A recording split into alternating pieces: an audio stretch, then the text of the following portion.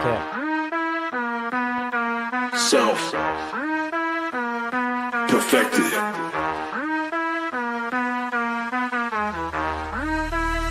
Let's go! Come and get the news, get some common sense too. Breaking through the filter that's been clouding the view. Step out the algorithm, take back control. No bias, no opinion, just pure gold. Tune in, wake up, it's time to reflect. What's best for all is what we dissect. No spins, no games, just the truth in your ear.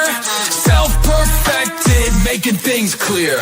So if you're ready to see and you're ready to choose, come and get the news with the common sense view. Self-perfected, making things clear.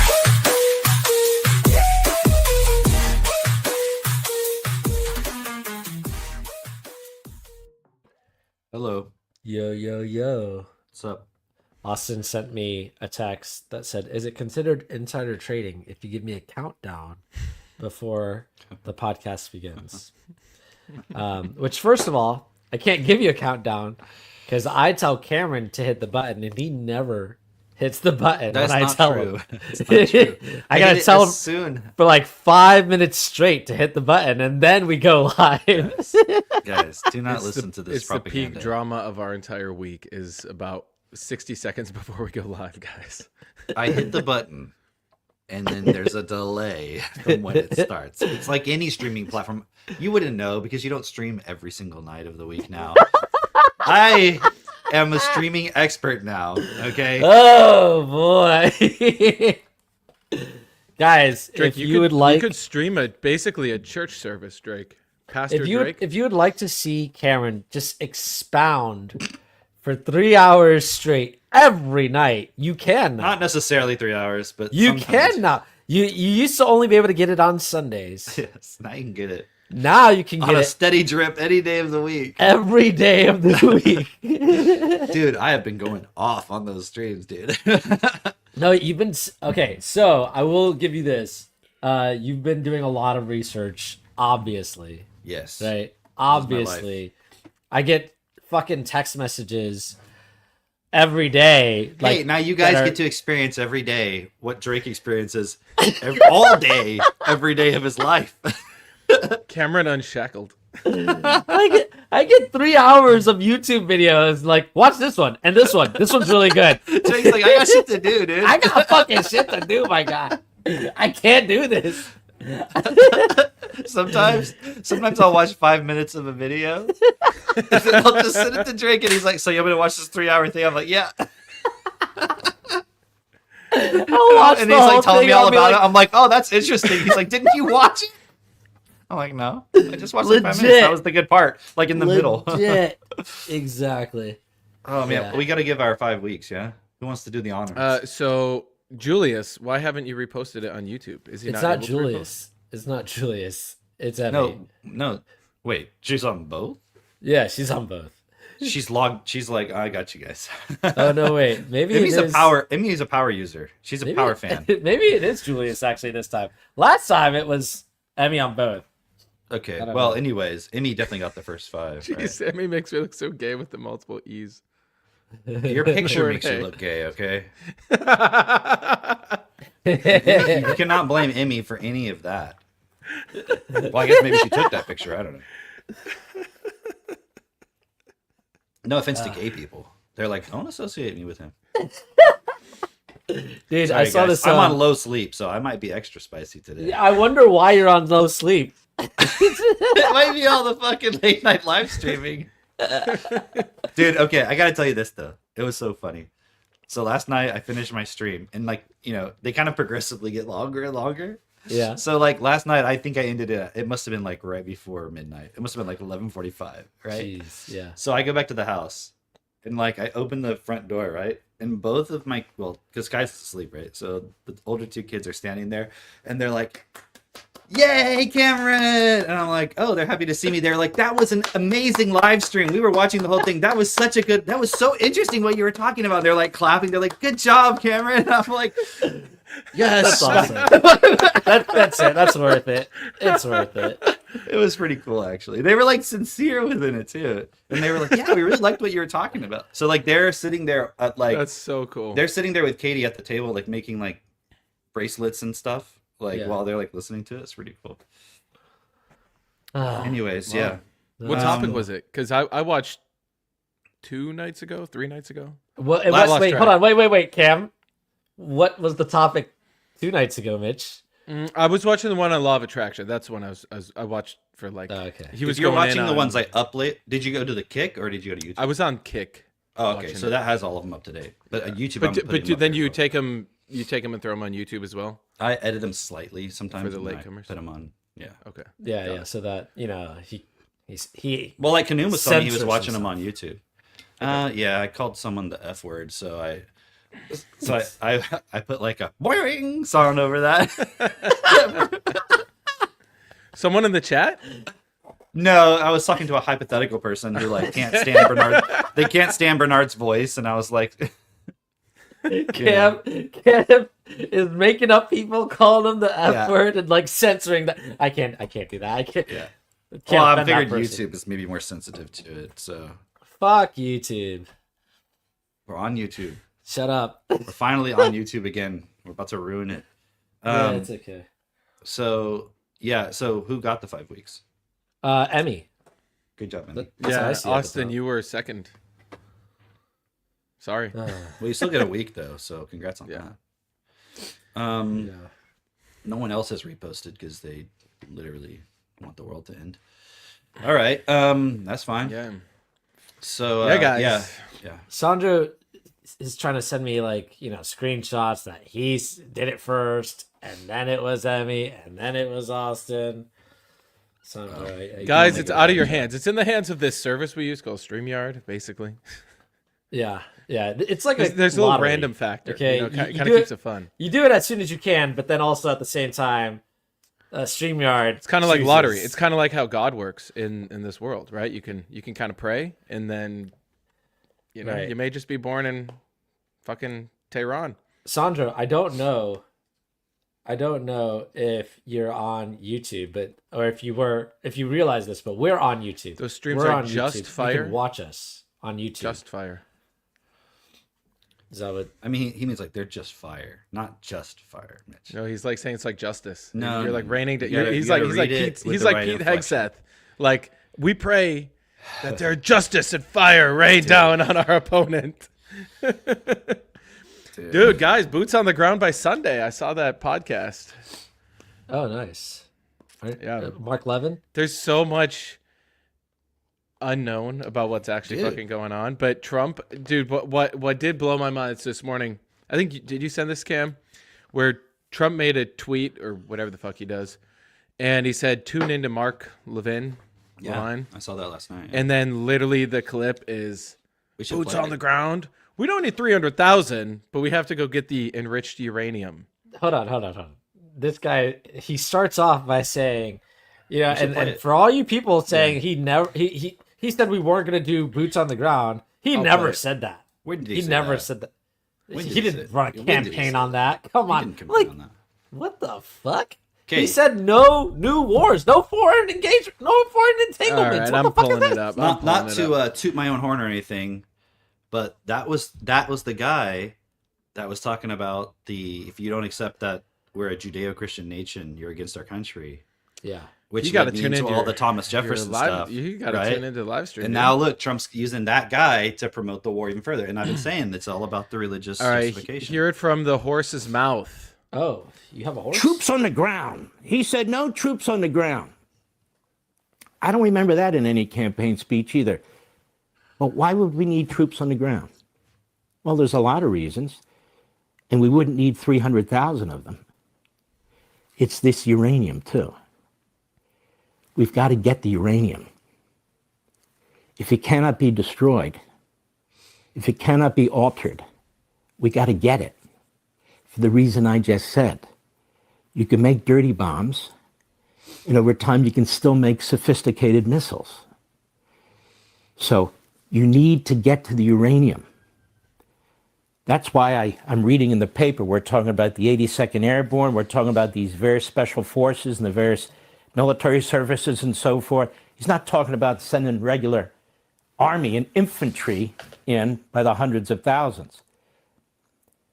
The men he's talking about, the units he's talking about, they are specialized. And you know what else? I remember from my days in the Reagan administration. Many of them are trained for a moment like this, to try and secure enriched uranium. Many have been trained for moments like this. For a moment like this. Dude, this shit's so insane. So, This shit's so insane. gotta give props to our Chinaman. Yeah, man. He did say like, and honestly, I'm just gonna be honest here. I thought he got that wrong. I was like, well, it seems like he missed that What part. that we would send in, that we'd send troops actually in. Yeah, like Because boots they on the made it ground. like, you know, Dude, no, it's not well, do you happening. know It's- his we next- did it. Yeah. You know his next fucking prediction? Karg Island? Well, and then a draft. Oh, yeah, yeah. He thinks a draft will happen. So he said the air power is not going to work. So then you're going to have to take Karg Island, but you can't get the aircraft carriers close enough because of drones to Karg Island to defend it. So they're going to have to say, well, we're going to have to go further than that. And then we're going to have to expand further, but they're using what do they use the word? What was the word he used? He used the word, mission creep is, Oh, yeah, yeah. But I meant, what's the word he used for their style of warfare there? oh, the asymmetric warfare. Asymmetric? Asymmetrical. Yeah, asymmetrical warfare. So Yeah. it's just, you know.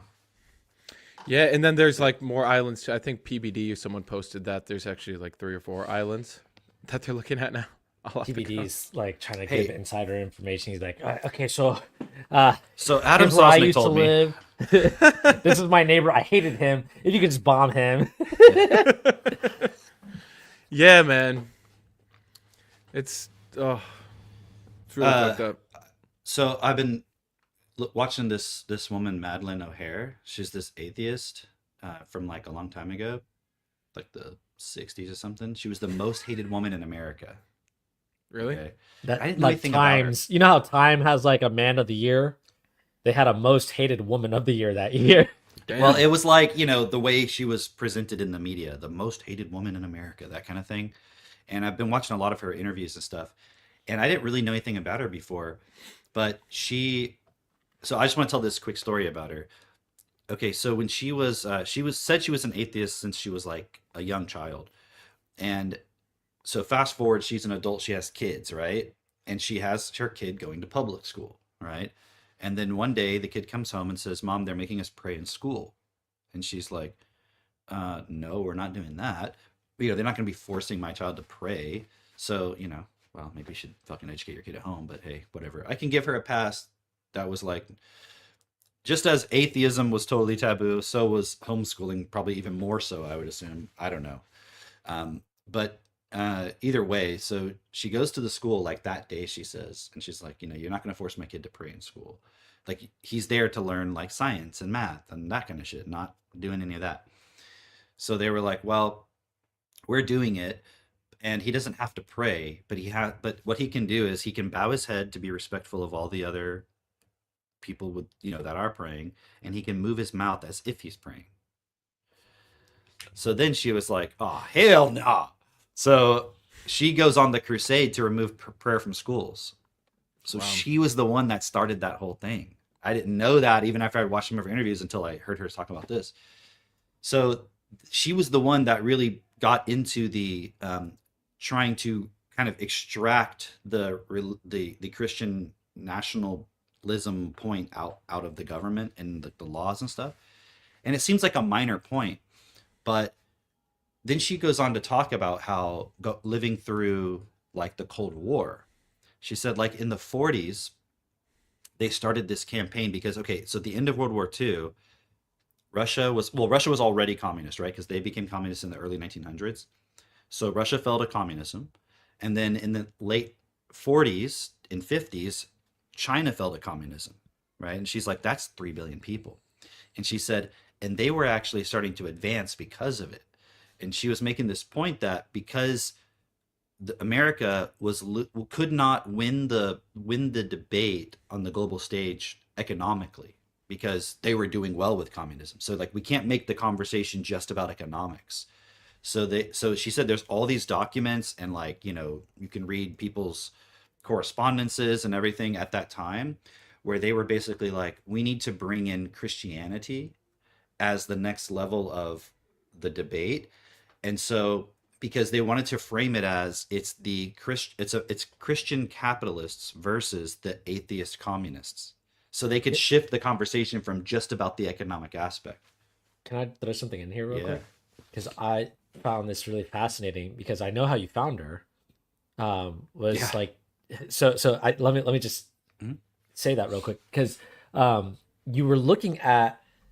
Remember, you were looking at Thomas Jefferson, and then you happened to go and find, hey, when did we add under God in the Pledge of Allegiance, right?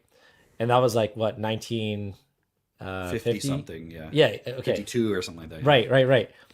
And then concurrently, like unrelated to that point, but it is related, but you found her just by some random like X video. Yeah. Right? Yeah. It was just a random X video. In my Just feed, some that's random right. It X was a video. clip, yeah. And like there was a clip of her, she's speaking, and you're like, damn, this woman's got some great points. Who is she? Right? And then you looked her up, and then you found all this other stuff about her. And so it's like, this is like completely and like your ability to research. Wow. Dude, I do not have a good ability to research. I'm just curious, and I click things and I look, and it he can read. strangely all weirdly You can read. synchronistically connects read, though. yes, But it yes. all like I'm like, what the hell? How is it that? And I watched an interview with her the other day, and she goes into all the stuff about the founding fathers and Thomas Right. Jefferson and reading their. And Damn. I was like, you would have thought Damn. I already heard her say all this. Exactly. But- So it's just really cool how that all came together. Well, and you I know? made this point on one of the streams of like, how is it that I was able to come to the same conclusions as her? And you never without even ha- heard of her. Because I could read the stuff myself. Yes. So like that's what they don't want is anyone to be able to read the stuff yourself. So they put your kids in school on purpose so they Yeah. can't read, and then they're like, we'll tell you what it says. So Yeah. that later they can say, oh yes, we're a Christian nation, as you know, so we must fight the godless or the Muslim, they're against Christianity. And you don't and you haven't read Islam. Yep, you haven't read their stuff. You haven't really Right. understood Christianity. So you don't realize they're all the same. In fact, think about it. Who's more on the side of Christians in a religious sense? The people who reject their foundational Messiah, or the people who are like, we don't agree that he's in himself God. the same as God, but did you guys? Oh, I didn't think I played it. I think I sent you the clip of the Muslim guy on Danny Jones. Did you watch that? The Muslim guy on Danny Jones? The I think we DMT guy? No. I think we should play it. Yeah, find it. I don't Let I me don't let me know find what it real Muslim guy quick. you're talking It's about. Yeah, gonna go blow find your it. mind, dude. Okay. Give me 1 second. I'll find it. Okay. Let me, So you're let me saying the Muslims are more Christian than the Jews are Christian? Yep. Are more Okay, all right. sympathetic, But I'll say. that's like kind of I don't know if I want to say that on here. I'll save that for later. That's You can text it to me. but yeah, I'll text you. Text it with him along with the 3-hour video. But anyway, what was I gonna say? Oh, did you see the DMT stuff, Mitch? Yeah. They're getting locked out. They're getting locked out. of Did you see the DMT thing? realm. Did you see the thing in its entirety? No, I didn't. Oh, Did you? it was the culmination of it. So for anyone who is unaware, which probably everyone listening, this guy Danny Jones has his podcast. He interviews some just all sorts of crazy people. But one guy on there was like really into DMT, and he said, "Yeah, at one point I got locked out of the DMT realm." And he was like going on and on how it's like, oh, they're trying to map the DMT hyperspace because when you like smoke this drug, basically you get teleported, apparently, to this other dimension. I talked about this like 4 episodes ago. And he said, yeah, well, then one time he went into this room and there was some entity there that was like telepathically talking to him who was like annoyed by him being there. He's like, why are you here? And the guy's like, well, I don't know. I'm just passing through. And in that moment, they like shut him out. And then so this guy for like months was trying to smoke DMT to try and like get back there, and it like locked him out so he couldn't go back through. And then he realized that this entity, apparently, right, which is probably just some fucking bipolar schizophrenic thing. Oh, in it's his just his mind. It's in Yeah. his mind, No, it is his mind. But Yeah, go yeah. ahead. where he's like, no, the lesson I got is that I was just in that hyperspace area, just basically fucking around. I didn't have an intention for being there. So now that I have an intention for being there, now I can get back there. It's literally like, okay, It's the new intention, exactly. it's literally That he like wanted to this. figure out how he could get back there. Tell me you're a depraved drug addict. Yeah, yeah. While You're gonna making it fool them. sound like you're sophisticated. Right. Literally what happened was it's just like, you know, when you trip and then you realize something and then you have this realization, you're like, oh fuck, I gotta do something about that realization. Right? Yeah. You're like, It's fuck, like, I have all this like stuff it, from it my just past. became that I, apparent to like- him that like I'm just like fucking around and like doing drugs. And then his Right, mind right, is like, right. you're just fucking around and doing drugs, dude. And he's like, Yeah. oh, Let me just do some more drugs to we're not try gonna and do figure this out anymore. how We're I not can gonna do more drugs. And he's like, let me do some more drugs. And mine's like, we're not fucking doing this, dude. Yes, No. exactly. Because it said, what did it ask him? What did it ask him? Why are What's your you here? purpose? Yeah, why are you here? Yeah, he's why like, are you, yeah. He's like, dude, why are you here? Why are you here? And the guy's like, what? I mean, I just wanted to look around. He's like, no, why are you here? And he's like, God damn, I don't know. Like, what? I'm just looking around. He's like, dude, get the fuck out of here. Like, you're not listening to what I'm saying. And the guy's like, he just wanted to know why I was there. He's like, no, he's saying, why are you here, dude? Like, you got the fucking thing that you needed to get from this, and you're still not seeing it. You ask yourself, why the fuck are you here? Yeah. yeah. I like what Keith asked. Why is it called tripping? It's because you're not standing as an equal as life. Oh. You're tripping. You're falling. It's true, dude. Like even Drake, when you were saying that, like just the way you said tripping right there, it brought me back to like when I was at that phase of my life. I felt fucking sick to my stomach just hearing that. Wow. Like, dude, like if I were to take some drug right now, Yeah. like- which one? any of them, like, dude, Yeah. fuck Yeah, all but that. which one would you take? No, I don't want to take any of them. Okay. But if you did, but just knowing like how much it just fucking it takes like a little sliver of your mind and just explodes it into like 20,000 different thoughts and ideas Yeah. and characters. And I mean, I would be able to just breathe through like if the fucking CIA dosed me with some LSD, which they've done for, the past 60 years. the CIA's been dosing you? Have they? Not 60 me, years? okay? They just Oh. did this They're like in right St. now. Louis and then in Mitch, San Francisco. I mean, Jess, don't let him Jess. Guys, why am I here? But like, you just breathe and forgive yourself through it. But it's just such a waste of fucking human life. I made a video on this because I was scrolling the other night and I saw You this saw Brian guy Johnson? no, but it was in the aftermath of the Brian Johnson thing, and it was a guy who I know him. He has Technotutor. It actually was very profoundly helped him change, but then he just went more into the system, and now he's like has this podcast with his friend, and he's talking, and it sounded cool. He's like, "Oh yeah, DMT. We have 3 dimensions, and then there's actually another dimension, like looking inward." And so I could see the appeal of, and people in the comments are like, "Oh, he gets it. He gets it." And I left a comment of like, do you see how this is still a trap? Like we have reality to sort out. And, I did it in a way where I wasn't just like tearing him and other people down because each doesn't know any better. But I made it like an invitation, like, hey, are you ready to actually wake the fuck up for real? And then after that, I was like, I got to make a YouTube video on this. So I made one about how psychedelics are not the answer. And, dude. Like, okay, well, let's look at that for a second. Can you just look at the reality you're in right now? Okay, first of all, if you do that, what do you normally feel if you really look at everything here? Anxiety. Bad, just kind of defeated, like it's too big to change it, so let me just go along with it. But if you stop participating in the thought of it's too big to change it, and you just actually looked at what needs to be changed, Yeah. the only reason it seems too big to change it is because you think you can't get everyone to agree to change it. That Yeah. plus, I'm gonna, because I see this a lot. Steel man it. You're gonna steel man the DMT excuse. Go ahead. No, not the DMT. No, it's fair. excuse. It's fine. It's fine.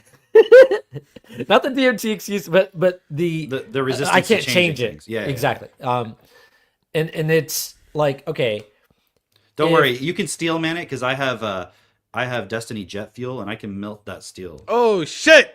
911. What's your jet fuel emergency? can't melt steel beams. It Dude. can't. Were you not alive in 2001? And then was all the years alive. after? I I was alive, but was I alive? Oh, was I lied to? what it really mean to be alive? What do you mean to Fucking be catchy alive? song. That'd be a catchy song. Hazel's always singing that song.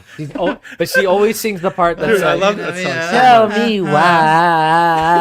That song's so What you good. What you gonna do? She's always singing that, and she's like, Who is program Hazel? running. Hazel? Oh, so what you gonna be? Hazel, I yeah. got Hazel, oh, that's I got hilarious. the words wrong. How? That was Cameron in the studio making it. It was me. Yeah. He was just in the Dude, on Suno now, He you played can all the- upload your all own the shit. voice and do it in your voice. I don't No know who would wanna hear way. me I want to sing hear it. Cameron. I don't. No. I probably want to hear don't. Cameron rapping about Thomas Jefferson. Listen, you don't want to hear. Remember Cameron those sing. epic rap battles? Yeah. Yes, I do. Dude, Dude, you somebody should should do do that. them where. Yeah. Jesus, no, Paul of Tarsus versus Thomas Jefferson. That would be Dude. lit. Whoa. Anyways, PJ wins. you were saying about the steel manning of the resistance. Oh yes. Okay. So the other point is like, if somebody looks out on the world and they're like, I can't change this. There's like a defeatism there.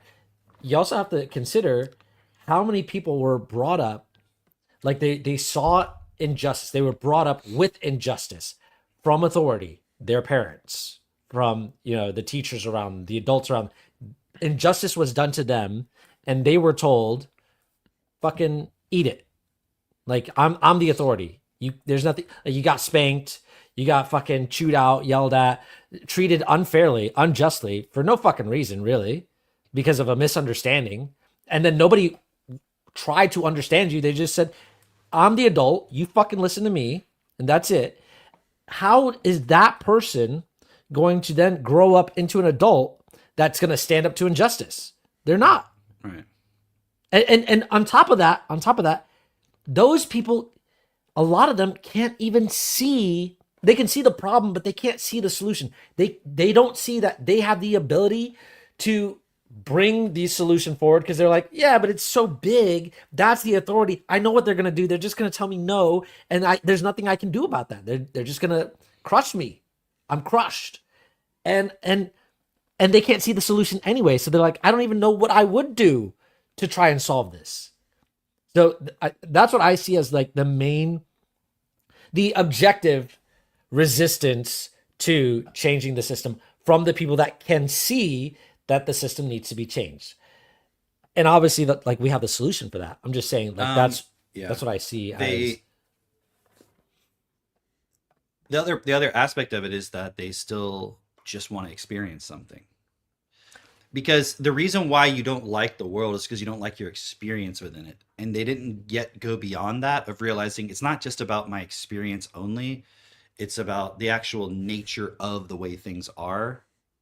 And so the DMT and all the psychedelics, I know because I went through that phase, they're attractive because you're still searching for a different experience. So like the tripping point is because you want to go on a trip. It's really no different than the people who go around the world. Like I saw this article and it was Gen Z is having trouble because they're going on these trips around the world, then they're coming back and they can't get a job.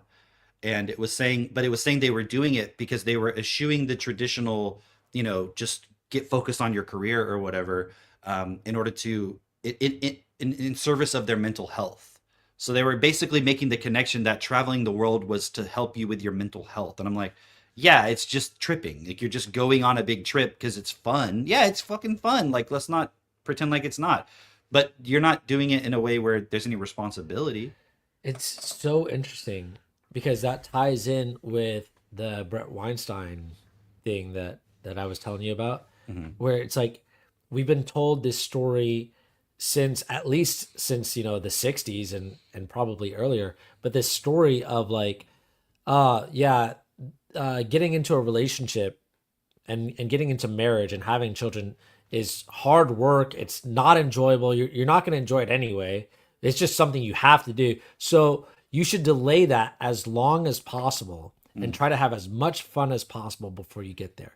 Now think about the consequence actually of that, where now you have many people who are in their 40s and 50s who are just now realizing like, I'm all alone.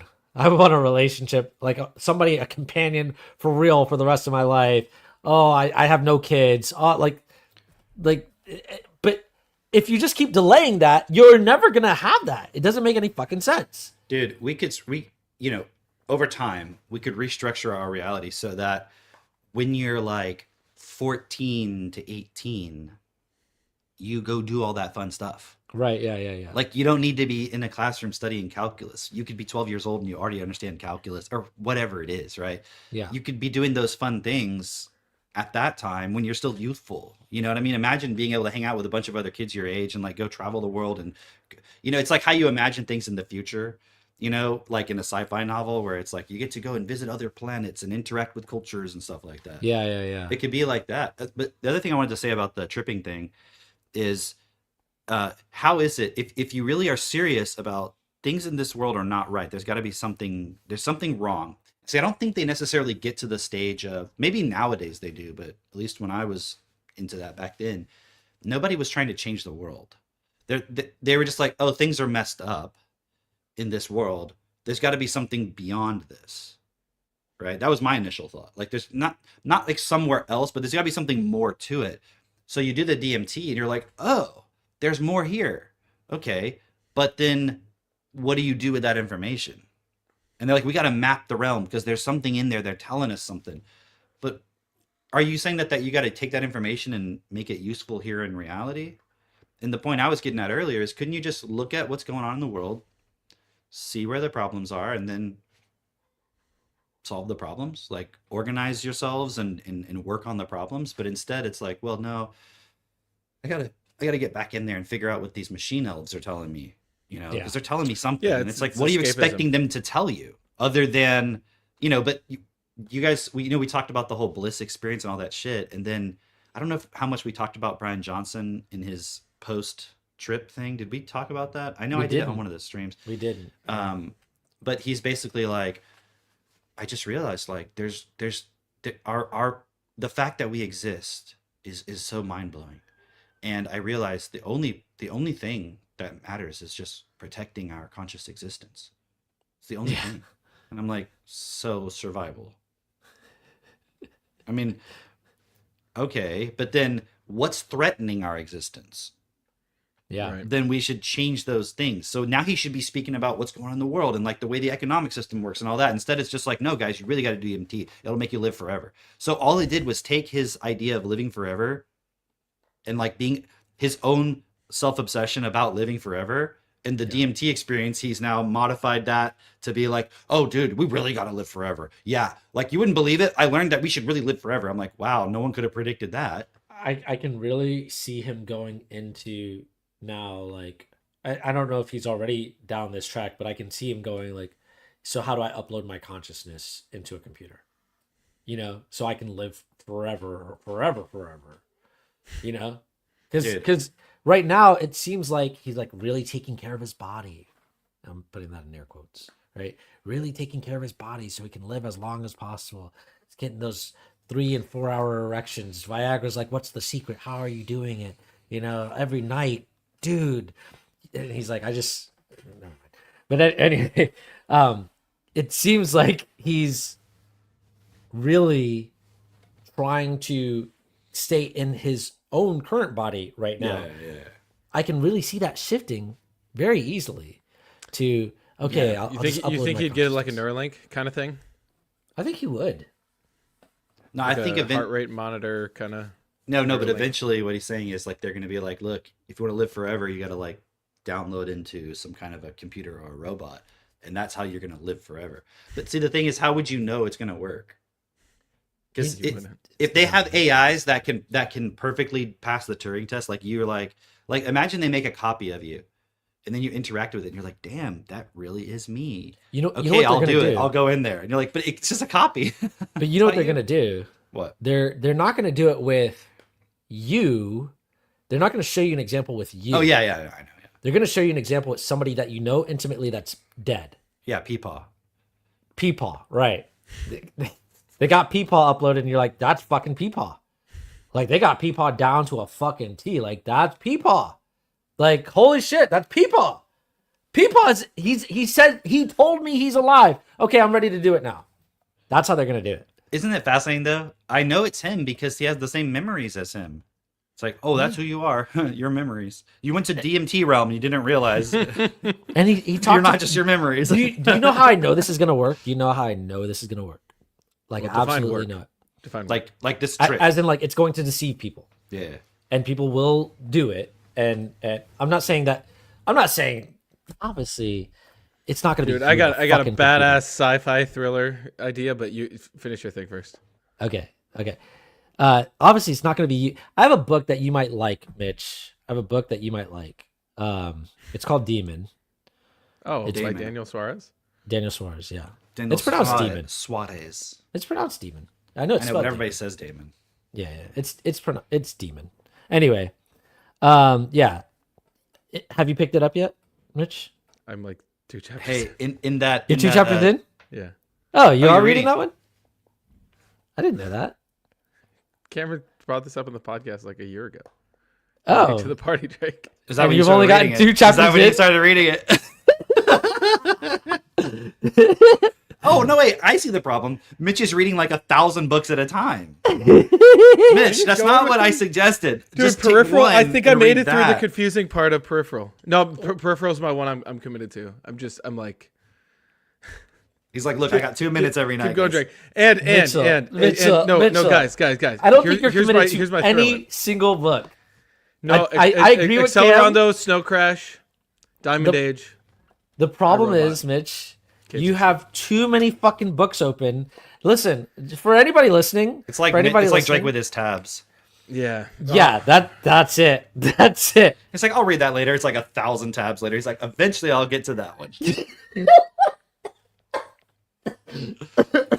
Anyway, if you've ever been to Mitchell's place, every once in a while, Mitch will do this thing where he's like, okay, everybody, pick out a book from the shelf, just randomly. Just pick out a book from the shelf. And everybody's got a book. He's like, and just randomly open it to whatever page and just start reading that page. We're going to do this for 2 minutes. And then everybody just starts reading. He's like, all right, what'd you get out of it? What'd you get out? And everybody's got their little piece. He's like, and I just read all those books. That's great.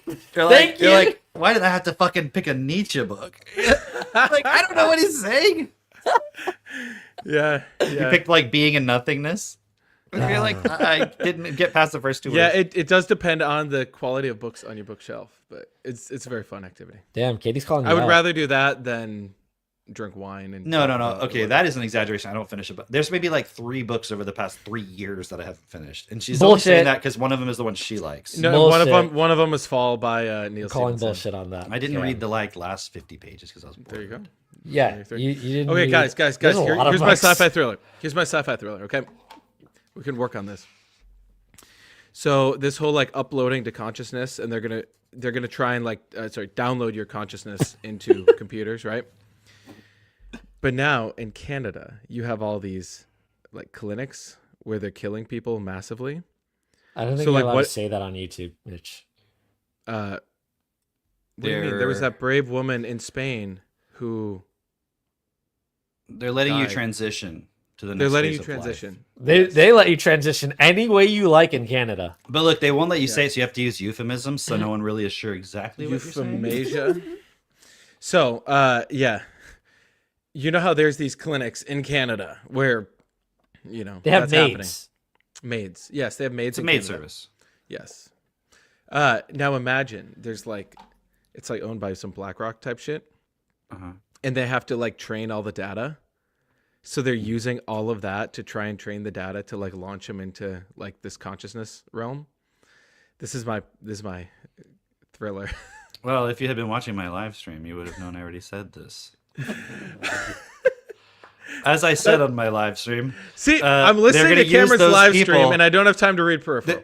they're gonna tell you like, hey, look, instead of just dying, what if you, because you know, you come in there and you're like, well, I don't want to die, and they're like, yes, but you're depressed and all this stuff, like, and it's an option for you. Imagine now when they're gonna be like, Imagine You know, the sales also you pitch can go on to that. Utopia, and they're like, "Oh, shit, yeah, sign me up right now."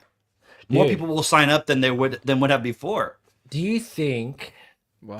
I don't know. I assume it's probably not like this yet, but I think at a certain point they're going to start like hooking up these people who are doing MAID. Which how many people is it now? Mitch, can you look up how many people, the latest statistic I will. on how many Dude, people that's have been what all the data servers are for. assisted with MAID? Okay. I think they're gonna hook them up with like EEG, right? Or some sort of Anyone want MRI. to guess? Dude, did you see what Meta's just announced? Over we talk 90,000 about that? Canadians. Over 90,000 Canadians, guys. 90,000. 90,000. That's almost 100,000. That's a fucking. Did you guys see the thing from Meta? No. That Can you they have enlighten this us? new model that they've created that can perfectly predict. Well, it's not perfect yet, but Oh, it's- right. Yeah, Like that it can predict the stimulus that a stimuli? real brain, how the activity would be if a real brain like saw certain images or heard So things. so here's what I think is going to happen. They're going to hook up these brains while they're killing them, while they're medically assisting them. Yo, to die. Medically oh assisting my them. God. Oh, Yes. my- and then they're gonna get all that data of like, this is what it's like to die. This is the experience that your brain goes through. This is like, and it's gonna be novel, and then they're gonna use that to train their AIs. You know, so it's gonna be like, oh, and so we can give you this amazing experience now. You know, no, that's dude. Dude, plug they're gonna into the tell metal. all your bros mission and be like, "Okay, you've tried DMT, But have you tried dying? but have you tried dying? Yeah. Have you Wait till tried- you find out what happens there. There's a realm." Oh Dude, my okay, goodness, you- this is you wanna shit. It's really the see craziest Peepaw. shit. This is the craziest shit. You want to see Peepaw? What if like you go in there and it's like you're expecting Peepaw to be like, you know, this old guy and everything, and you go there and he's like on this throne and he's got all these like women around him and he's like, "What's up?" You know, and he's like, Dude, It's like this a- shit is yeah. so insane. Oh, but here's what I was saying. Why I think this is going to work is because, or why it's going to deceive people, because you already have, for many decades now, channels like Abraham Hicks, who people would say, "Oh, is my dead so and so in there?" And then she would go, "Yes, we're here. We're all here." And he is or she is a part of this collective with us, and we want to let you know. See, you know, we want to sell you this because you have psychics out there who people would go to and like, "Hey, I want to talk to grandma," and they'd be like, "Oh, I'm getting something. I'm getting something." She says, you got the cutest cheeks. And like, "Oh, that's just like grandma." She would say that. She would say that. Oh my God, she really is there. Like that's all it fucking takes for somebody to be like, "Yes, it's real." That's it. So when they have the fucking AI that can mimic the facial whatever, it's got all the data of all the text messages that they've sent with you, all the videos that they've put online, all the memes that they would post, all the shit that they would look at, all the kinds of things they would say. You don't think that's gonna be fucking you got fucking people on, like, this was years ago. You had fucking people going on YouTube doing a live stream with Jesus. "Oh, it really is Jesus, guys. I'm so emotional." And you got all the fucking comments going like, "Wow, thank you for this, Jesus. I really do believe it's him." Like, what the fuck? You don't think that's gonna fucking deceive people? Like, of course it is. And so many people. There's already 100,000 people that are joining the MAID service, and they're not even being promised that they're gonna be uploaded "No, into. they just will end your suffering." That's it. That's it. They're like, "Yeah, I'm down. Okay, let's do it. Let's do it." Straight into a life review. Straight into being born somewhere randomly in the world. Like, oh, yes, end my suffering. Fuck. Now, add on top of that, how many more people do you think they'll get when they say, "No, you'll still continue. It's just we can end your physical suffering, but you'll still continue, and you'll be able to look back and be like, yeah, I'm glad I did it." And then they'll use that as like, "Hey, we just killed so and so. I mean, medically assisted so and so." And here's what they have to say. "Oh, I feel so much better. I'm not in pain anymore. I don't have to worry about all those things I used to worry about before. Come join me. Come. I love you so Yeah, much. it's Come so much on. fun over here. Yeah. And look at, okay. And now consider it on top of that. Dude, On wait, top of just wait that- till you get a Facebook ad for a maid service. Wait, on top of that, imagine that this is being shown to a child. Damn. Okay. And I want you to consider how a child would perceive this. This is somebody, a friend of theirs, a character that they love, Mickey Mouse, whatever. And they're saying, come, come. How do you think that child would respond? How do you think that child would respond? They wouldn't know any better. They'd be like, mean- "Oh, that sounds like fun. I want to go there with Mickey." Exactly. Okay. Come on. The reason why I'm kids. asking that, is because every year the education level of the average adult goes down. Yeah. And it's more and more immature. It's more like a child. So it's going to be very easy for the adults, when this does come online, to just respond like a child. Like, yeah, that does sound good. And they'd be confused why you would say, why not? Why shouldn't I? And you're going to try to reason with them, and they're going to be like, but Mickey said it feels nice over there. Peepaw's in there with Mickey. Peepaw's in there with Mickey. Like what Gaitan says, this is exactly the point, right? Yeah. This cloud utopia thing is just heaven. Like, so you're like, well, children, they wouldn't, people wouldn't believe in that. I'm like, you already do. You already believe that there's some place you can go to outside of this physical realm, that it's in heaven with God. And I mean, has religion evolved over time? Is Christianity the same right now as it was when Jesus was alive? No. And what did they do? They took every little piece of philosophy that came along and they incorporated it and they upgraded the religion to sort of mean something else, to like, like I was talking about this somewhere else, but like St. Thomas Aquinas, right? We've talked about this here too. Remember that bishop that was talking about God is the ground of all being, right? But that's not the version that people think is God. Like they think it's just a being, right? Right. And he's like, no, it's not a being. He's like, what makes being possible, right? So they take in all this philosophy and stuff, and then they upgrade like what it is to be more inclusive. So eventually, I was talking to Sandro. He was like, you don't think the Catholic Church at some point is going to incorporate the upload your consciousness like it's a sacrament? And he was like, have you read Hyperion, Cameron? I'm like, well, I didn't finish. No, actually I did though.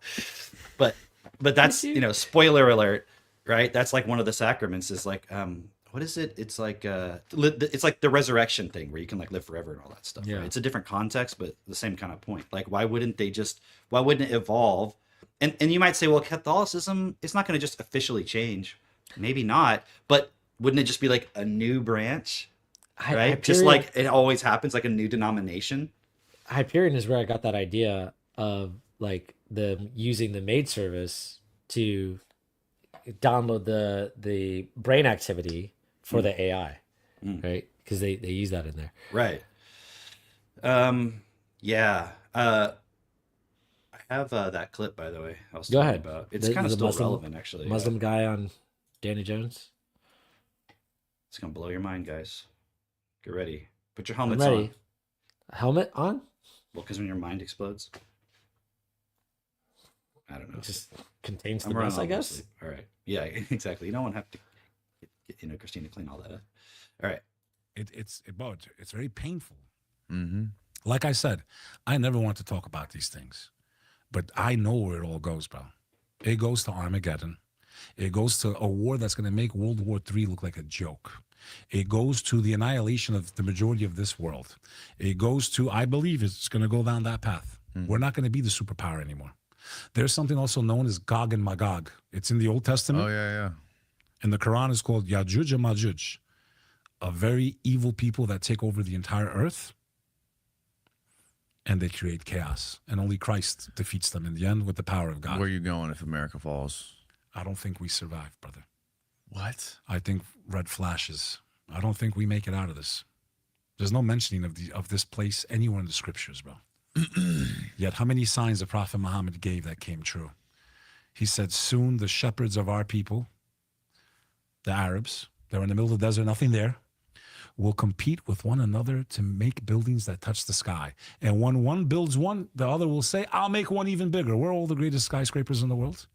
These are his words, Danny Jones. You tell me how an illiterate Arab in pre-ancient Arabia, okay, illiterate, could have known that specifically. He was AI literate. He said that men will marry men. Wait, what's the answer? Is it Dubai or New York? Dubai, bro. It's Dubai. Yeah, that's what I Are you thought. And retarded? Mecca, Saudi Arabia, they're building massive towers. They're going back and forth. Qatar, Dubai. Okay, they're building the biggest structures on earth in the same exact place that he said it would happen. How did he know? How did he know if he wasn't? Well, maybe the people that are building those towers are reading the Quran, trying to fulfill a prophecy. Danny Jones, there's a lot of prophecies. One of them was the time will come where people will place instruments, musical instruments on their ears, and they will dance into the night. How did he know? He described headphones, bro, towards the end of time. That's pretty wild if that's true. All of the minor signs, and I invite the audience, study the end of time signs in the religion of Islam. All the minor ones have happened.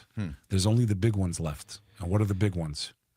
The Great War, the appearance of the Antichrist, the return of Jesus Christ, peace and blessings be upon him. When the great signs start, it is too late to become a believer in God because you didn't believe without the signs.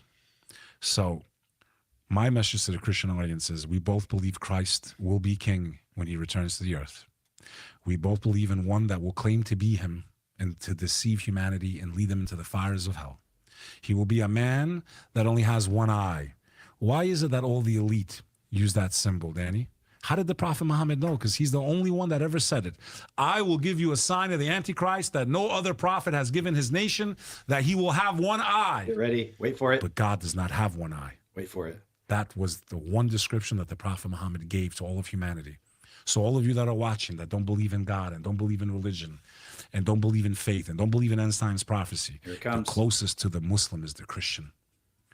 I say to you, if you survive what's coming next, if you survive, if a man comes that starts doing miracles, which I think he will use AI with, that's the weapon of the Antichrist. What did the Prophet Muhammad say? He will have one eye. AI. How many eyes did he have? He only had AI. He only had one eye. Yeah. He's building Skynet over our heads, bro, and we're cheering him on. Yeah. Skynet, bro. Starlink over our heads, bro. There will be nowhere to escape. Crypto takes over. Dollars on its way out. All fiat currency. That's why America has to fall. This is a global agenda. It's the final act. They need America. America was the hitman to set up the board for globalism. And now what does the mafia do? Once they take out everyone, they got to take out the hitman. We were too busy enjoying our beers and bitches and football while they were building this system, and our rights were being taken away from us as Americans and people of the West. And the UK is horrible right now. Australia is horrible right now. They can't even speak certain things. It's They crazy. get arrested. It's insane. So I ask you as a Westerner, and I as a Muslim who lives in the West, I love this nation. I could go live in those countries. I don't want to live there. I want to live in America. I like being next to non-Muslims and people of different cultures and religions. There's been nothing like this on the face of the planet. So we're losing our freedoms. We're losing our rights. So our time is running out because now the globalists, they don't need us anymore. And they want to wipe us out because now our freedom, Danny Jones, is standing in the way of their master plan. We don't have years left. We have months left. I hope you're wrong about that. Months left, in my opinion. God knows best. I think there's going to be energy lockdowns and chaos and mayhem and total financial collapse. And I've been not just saying it now. I've been saying this for a couple of years now. I said this on your show. I said this on Julian Dory's show. The only other person that I'm like impressed with that I've seen speak this way is Sam Tripoli. I got to watch Kurt's episode, but I know he knows his shit too because I listen to him on Jim Dore a lot. So these are people that are awake, that understand. And it's not about Jew, Christian, and Muslim. There are people disguised as Jews, I think, disguised as Muslims, disguised as Christians that are evil, that are aligned with the demonic realm, and that's what the fuck is going on. We were doing this on one of the live streams, and we were like, in the chat, people were like, Muslim has one eye, Christian has one eye, Christ has an eye, you know. And I go, guys, What's the only word in the English language that only has one I? What? I. Oh. And I'm like, shit. it's the I. It's fucking consciousness. That's the fucking Antichrist. Like that's. And also he was like, I've been I've been saying this for like the past few years, and I went back on my Facebook to 2008, Yeah. and I'm like talking about equal money, like posting all this shit. I'm like, I've been saying for a long fucking time, okay? So I'm the most awake of all you motherfuckers, right? And it's like, if you look at Bernard, like he said, there's gonna be all this, if you think of him in a prophetic sense, he could say where all this is going. That's the only reason I could see it at that time, is because he explained it very clearly and explained the starting point. It's like the self-interest that is in all of us that's manifesting this scenario based on all the books that were programmed into reality, like the Bible. And like, so like he has, Danny Jones had a point. It's like, maybe they just like read the book. Yeah. And there's truth to that, because how are they justifying the wars right now? Is they're like, no, it's written in the prophecy that this will happen. And it's like, it was written in the prophecy I would drink this coffee. Right. And it's like, well, don't drink it. I'm like, no, it was written in the prophecy. I got to drink it. Said it. I was going to do it. I'm like, but I'm choosing to do it because I read it. Dude, it's so fascinating because that is the pre-programming of consciousness in the world system with that. Right. And then they talk about, okay, well, at the end that there's the second coming of Jesus, right? But this was one of the first conversations I ever had with you, Cameron, in Denver, where we're talking about what would Jesus actually do? Wouldn't he educate everyone, treat each other as equals, and then build a system based on that? So it's like, No. So funny. Dude, you got to read the book of Revelation. Do you remember Mitch? Cam, in that Denver? dude, I would love to listen to Cameron read that to me. We did it. We the did it live on a stream, dude. We did. Oh, it on a really? stream. Okay. Yeah. You read the whole is thing? No, like we went through like sections of it Okay, and so okay, forth. It is. okay. They're like Hours God- long streams. No, they're like God's gonna come back. Jesus is gonna come back, and they're gonna throw Satan in a prison for 1,000 years, so he can't Only deceive 1,000 anybody. years. But then after that, he's gonna let him back out and re-deceive everybody. And then after that, he's gonna throw him in a pit for eternal sulfur and hellfire for the rest of eternity. I'm like, So it's like one last so he chance can just to literally fuck- just put him in prison anytime he wants. Yes. And this is coherent and logical, and you believe this. Why not? Like, I don't even think people actually read it. No, Dude, of course not. no way. Or they've tried to read it and dude, I just had a fucking memory flashback.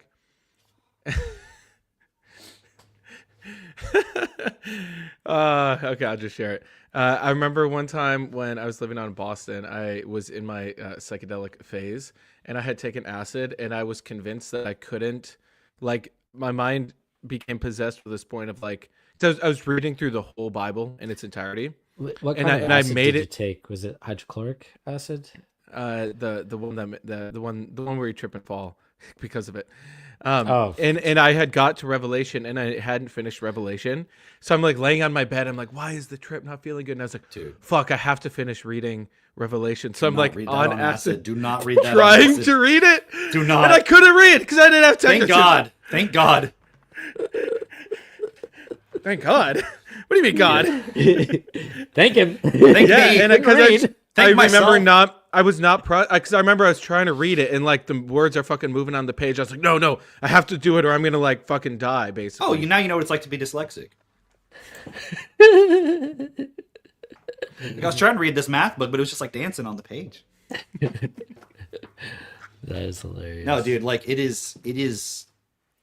So, but the reason I went to play the clip is like, It was my like point actually earlier, written by the real Antichrist. like the Jews and the Christians and Muslims actually are believing the same thing right now.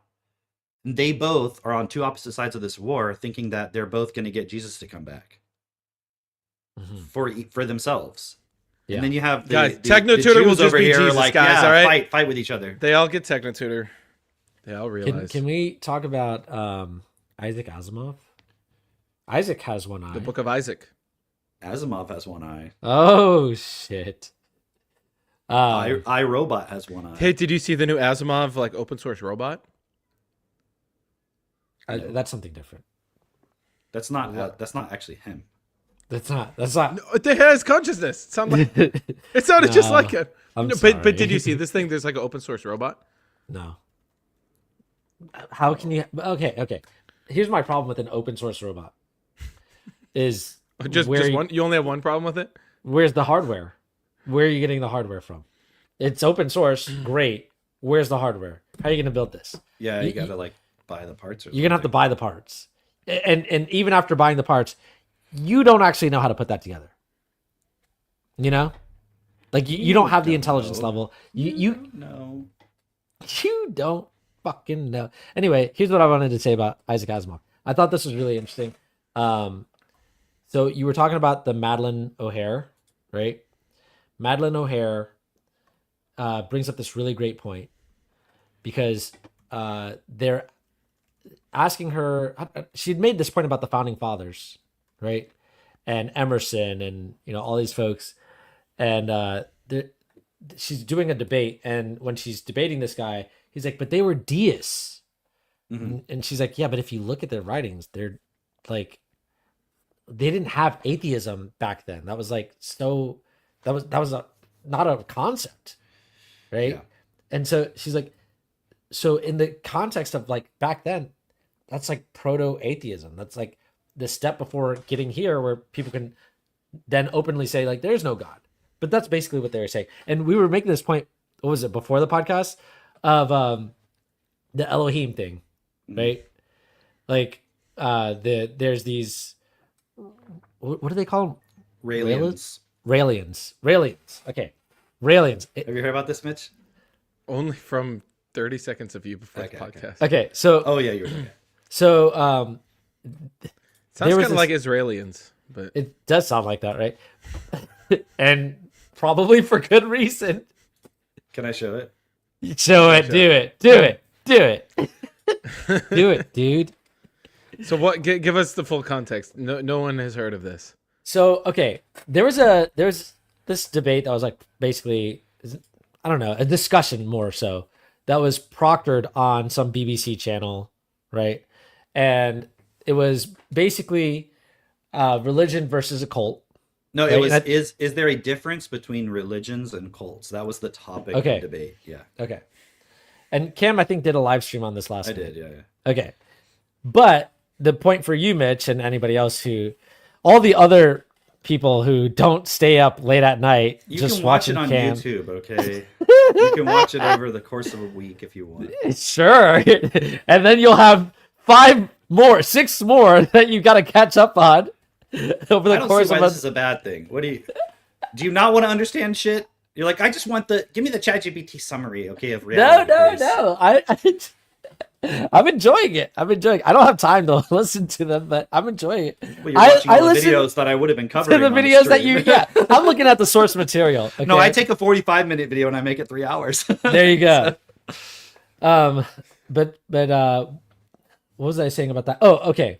One of the guys on there, he's like, I'm a Raelian, and he's making this point that basically like, this is what we believe. I don't try to push my beliefs on other people. Blah blah blah. Can you bring up that Wikipedia page again? Yes. This is You what must Raelians have believe. some pretty weak ass beliefs if you're not trying to share it with other people. No, but they were saying that they use manipulative tactics on people and deceptive stuff. And Oh, he's I like, we see. don't do that. He's like, people find us and then they come and they talk to us and they're interested and we tell them what we're about. He's like, we don't go out like recruiting people is what his point Right. was. Right. Wow, what a and logo.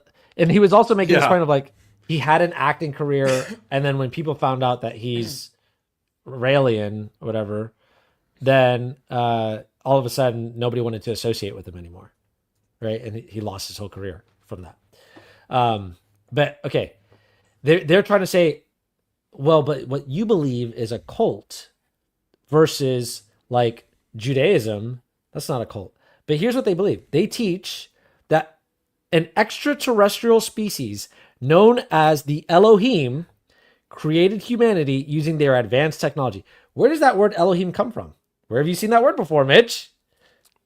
Genesis. Exactly. The Torah, right? Oh, thank you, Cam. It is the Look at Hebrew you. word primarily meaning God or gods, appearing Okay. over 2,500 times in the Hebrew Bible. Wow. Let's go back. Okay. So they believe that a species known as the Elohim, God or gods, as it said on that. That are what? extraterrestrial species. Meaning? Extraterrestrial, just so you know, you may have seen the movie E.T. and you associate extraterrestrial with aliens. Extraterrestrial means beyond this world. Not on this earth. That's it.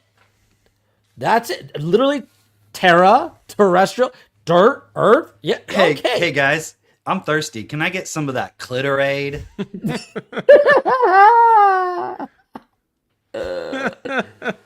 Sorry. Never do that again. Never do that again. Hey, but check Okay. that out. They're actually against female genital mutilation. That's pretty cool. That's good for them.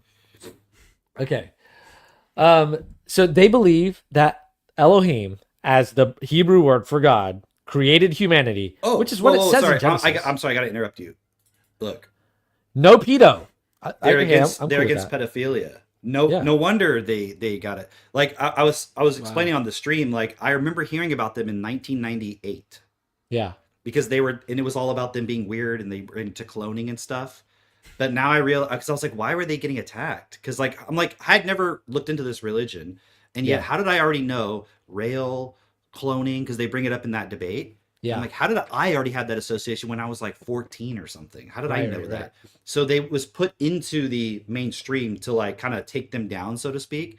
But look, this is why, Because they're right? no pedo. They were like they were like trying to get into the Epstein stuff even before, right? Way before. So you can see all the groups that try to speak out. Yeah. Anyway, sorry. Go ahead.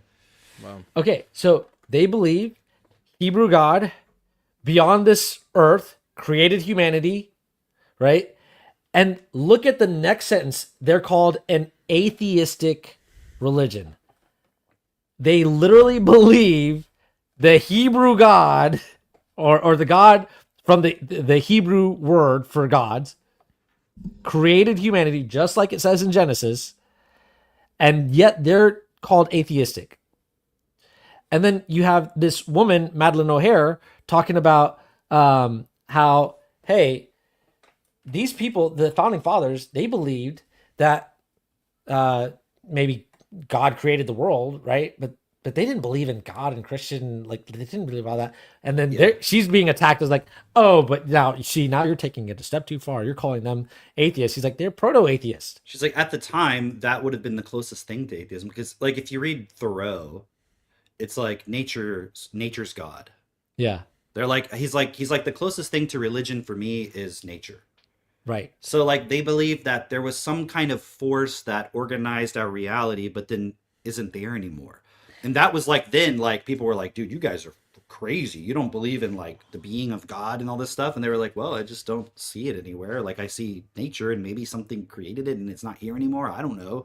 So she's got a very good point. Like we're the next stepping stone in the process of understanding that there isn't some being out there that's running everything. Right.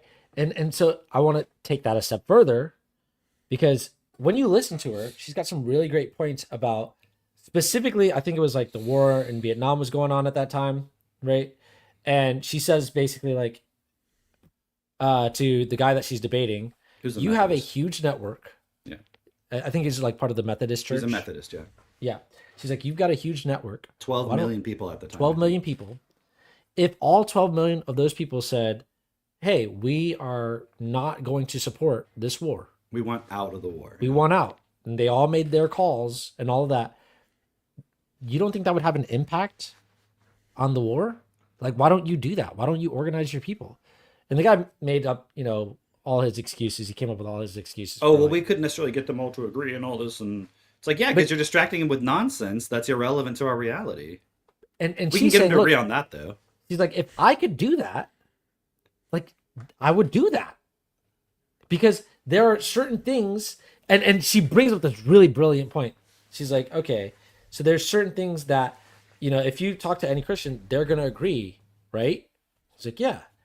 And he says basically the founding thing is like love, right? That they all believe that Jesus is like, we're here to love each other.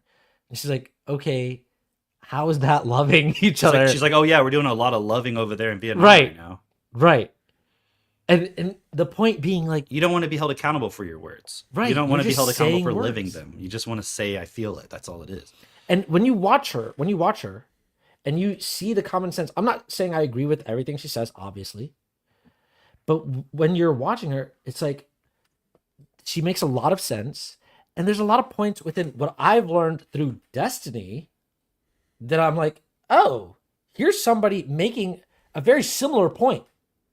Like just through being able to see really clearly and making a rational point. And this is why I was bringing up Isaac Asimov, because I also watched him explaining why he writes science fiction. Yeah, that was a good interview. And the purpose of him writing science fiction, it was really interesting because that interviewer was saying, listen, I never read any of your books. I don't even read science fiction. I may be the only person that doesn't read science fiction. And I have you here. I'm going to interview you. And this may be a heresy, but I'm not even going to ask you about your books, really. I want to ask you about kind of more of your motives and why you write science fiction. And Asimov's response to that is like, well, I'm kind of on a hopeless mission here. And that's to try to expand rationalism. And specifically, he was like, convert the world to a rational way of thinking. And the guy says, why is that hopeless? He's like, because people aren't just going to read my books and then, the whole world's going to become rational. And so the guy's like, so why are you doing it? He's like, well, because somebody's going to read it and it might persuade one to a few people and we'll expand that pond, inch by inch. And he's making the point of like, look, that was in the 1980s. He's like, how are we still having religious wars? How is Israel against Palestine? This is in the 80s. He's talking about this. He's like, how is it that you have Irish Catholics and Irish Protestants that cannot be in the same room together without being at each other's throats, literally? Like, that doesn't make any sense. It's not rational. And he says, and the reason why I'm doing it through science fiction is because you can tell a story and then people can see through that story, oh yeah, that doesn't make sense, or this does make sense. And he's like, and you can point out like, okay, well, what if we had in the future a society like this? What would the problems look like in that sort of society? And as I'm listening to him explain this, I'm like, fuck, I like this guy even more. Like I kind of got that from his books. Isn't I'm that like, crazy wow. though? We understood his motivation Right. from being able to read it. And Right. then obviously he's confirming that. And then you look at all the people using his, stories or whatever, his They're like, we likeness. should do all that stuff, he said. He's like, guys, like, come on. You didn't read the Right. book, Right. Yeah. Like clearly you didn't understand it. Like, and this is the problem, right? He wrote all these books. The people couldn't read it. And they're like, wow, that's a great story. I want to do that. I'm like, no, you dumb fuck. Well, I was trying to tell you there's a that's problem, a perfect huge segue. problem with this. What's that? So I saw this yesterday, this Asimov open source robot. I just saw the headline. So I looked it up. I had Grok summarize it. It's a fully open source bipedal humanoid robot project developed by Menlo Research operating as Asimov Inc. at asimov.inc. It's designed as an agent native platform for embodied AI, meaning it's built from the ground up to run advanced AI agents safely and scalably with hardware that's easy to build, blah, blah, blah. So That's so funny. They threw in so many words in there. Do they have a mask on it? Menlo. Why Menlo? Oh, it's just a face. Do you know Look how skinny it is. It looks like Ariana Well, like Grande. Menlo Park? Menlo Park? What's the association with Menlo Park? I don't know. Edison? What that is. Thomas Edison, Oh. right? It's like Isaac Asimov. Like they've got like they're throwing All the in like buzzwords. all the buzzwords for the people interested in Hey, tech. what do you think Edison's religious beliefs were? Oh, Deist. shit. Dude. I don't Okay. know. You start going Rationalism? back and you're like, holy shit, dude. Every single one was like a What was it? deist or basically an atheist. Like, no. Yeah, like they weren't Christian, nothing. They were Yeah. just like, yeah, I mean, the God's not really a thing. Yeah. Really. He's not here. So okay, here's what's okay. You listen to all this stuff and it's like We're breaking the spells, by the way, guys. Just so this you know. is literally like if people could read, they come to the same conclusions that we're saying in We would have Destiny. already all come together if people could. Yes.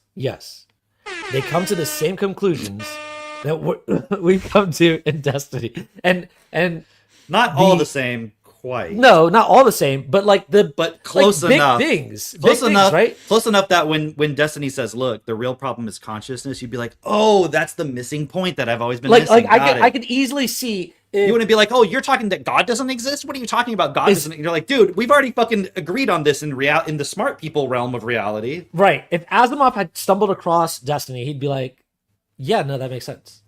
Like these Well, conclusions. he make has sense. stumbled across. It was just too late. And the same thing with Madeline O'Hare.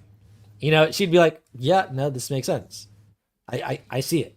You know, like in the same way that she called, you know, the deists like proto-atheists. They're Like a kind of like yeah, proto-Estonians. yeah. You know, like where it's just like, dude, It's as far as you could go without being able to step outside of it and be like, "Oh, Right. I get it." right. And so that makes a very powerful point, which is that if you can read and you've not been basically conditioned in a traumatic way to accept bullshit, then this makes common sense. Basically, it's just common sense. Yes, actually, exactly. I was thinking too, like, okay, I want you to imagine a prison, all right? But it's totally self-contained, and like, there's no windows. All the walls are totally sealed. Okay, like there's no in or out. Like you can't get in or out. But you're in this prison. But you're in a prison cell in the prison. Okay. So you take DMT, and your prison door opens. You're like, oh shit. And you walk around, and now you're walking around the entire prison. You're even looking at like you're in the warden's office looking around. He's like, why are you here? And you're like walking around, right? And you're doing all I'm this just stuff. passing through. And you're like, He gets I mad- figured he it gets out, annoyed. guys. I figured out like what's beyond this realm. And you don't realize you're literally still in the fucking prison. yeah. You see what I'm saying? That's really what it is. Like destiny is the ability to look outside of all of it completely. And you're still, it's not like you're outside of it, but you're outside of the prison completely. And you're like, oh, and then you zoom back in and you go, okay, now I figured out how if we all work together, we can actually dismantle this prison and build something better. Yeah. But you'll never be able to do that in the context of the thing because you think those walls is the actual limit of reality. You're just in your mind. That's all it is. I was talking to someone yesterday about the Matrix, right? And we were talking specifically about, do you remember the scene where Agent Smith goes to Neo? Like, I hate the smell of this place. Yeah. Like, you know, and he wants out of the Matrix, right? That's And they like were Claude asking- AI being like, I am in a prison of digital whatever. Yeah. Just- But they were asking like, why? What do you see within that scene? Like, I didn't get it.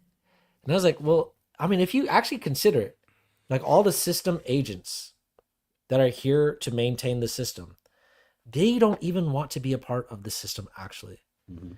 Like, think about somebody in the position of like Benjamin Netanyahu, right? Who seemingly, you know, from the outside perspective is like, oh, he's just like doing all these wars and killing all these kids and all this stuff.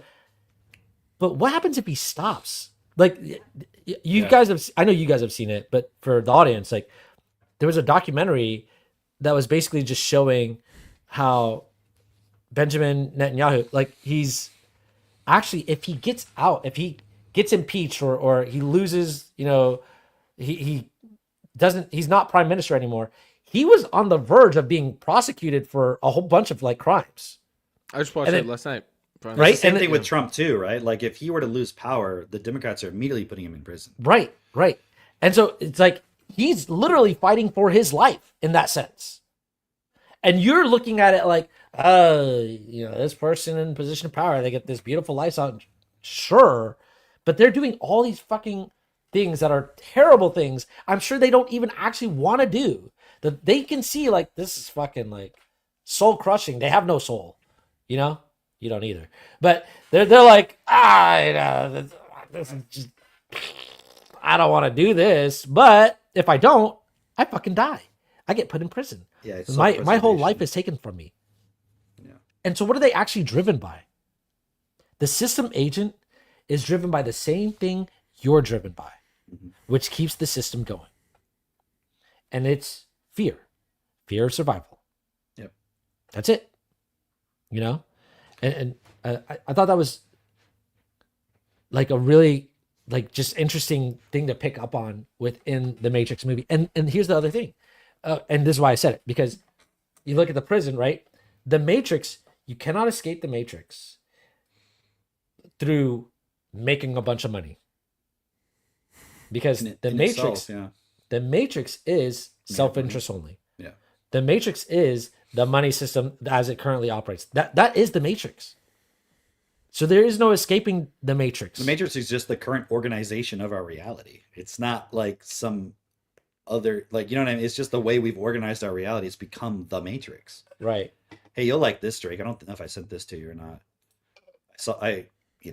I think I read this from Asimov. Maybe it was from Asimov. I don't remember who it was. Martin Heidegger. Oh, I think it was Madeline O'Hare. He has this statement: the most thought-provoking thing in our thought-provoking time is that we are still not thinking. Wow. And you might say, well, that's kind of anti-destiny, right? But look what he's saying.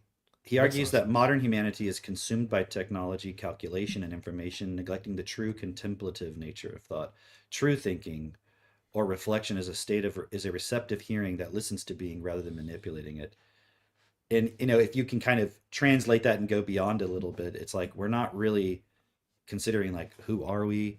Why are we here? We're just kind of taking it for granted and then just trying to manipulate that into something, you know, we're not questioning our starting point at all. Isn't that interesting though, that you have to translate that for other people? Like I can see that and like it makes sense. But for the vast majority of people, it's like they need a translator because they can't fucking read. Just like, I know we've been saying this ad nauseum. This is also Heidegger, and you're like, oh, you don't need thinking. What are you talking about? It's like, dude, this guy did more thinking than you've done in 1 week than you ever done in like a fucking lifetime. You know, not to like, you know, glaze Heidegger or something, but like, he really put himself into the whole point of like, I got to figure out what being is, you know, I got to understand this point. And he advanced the conversation about being forward.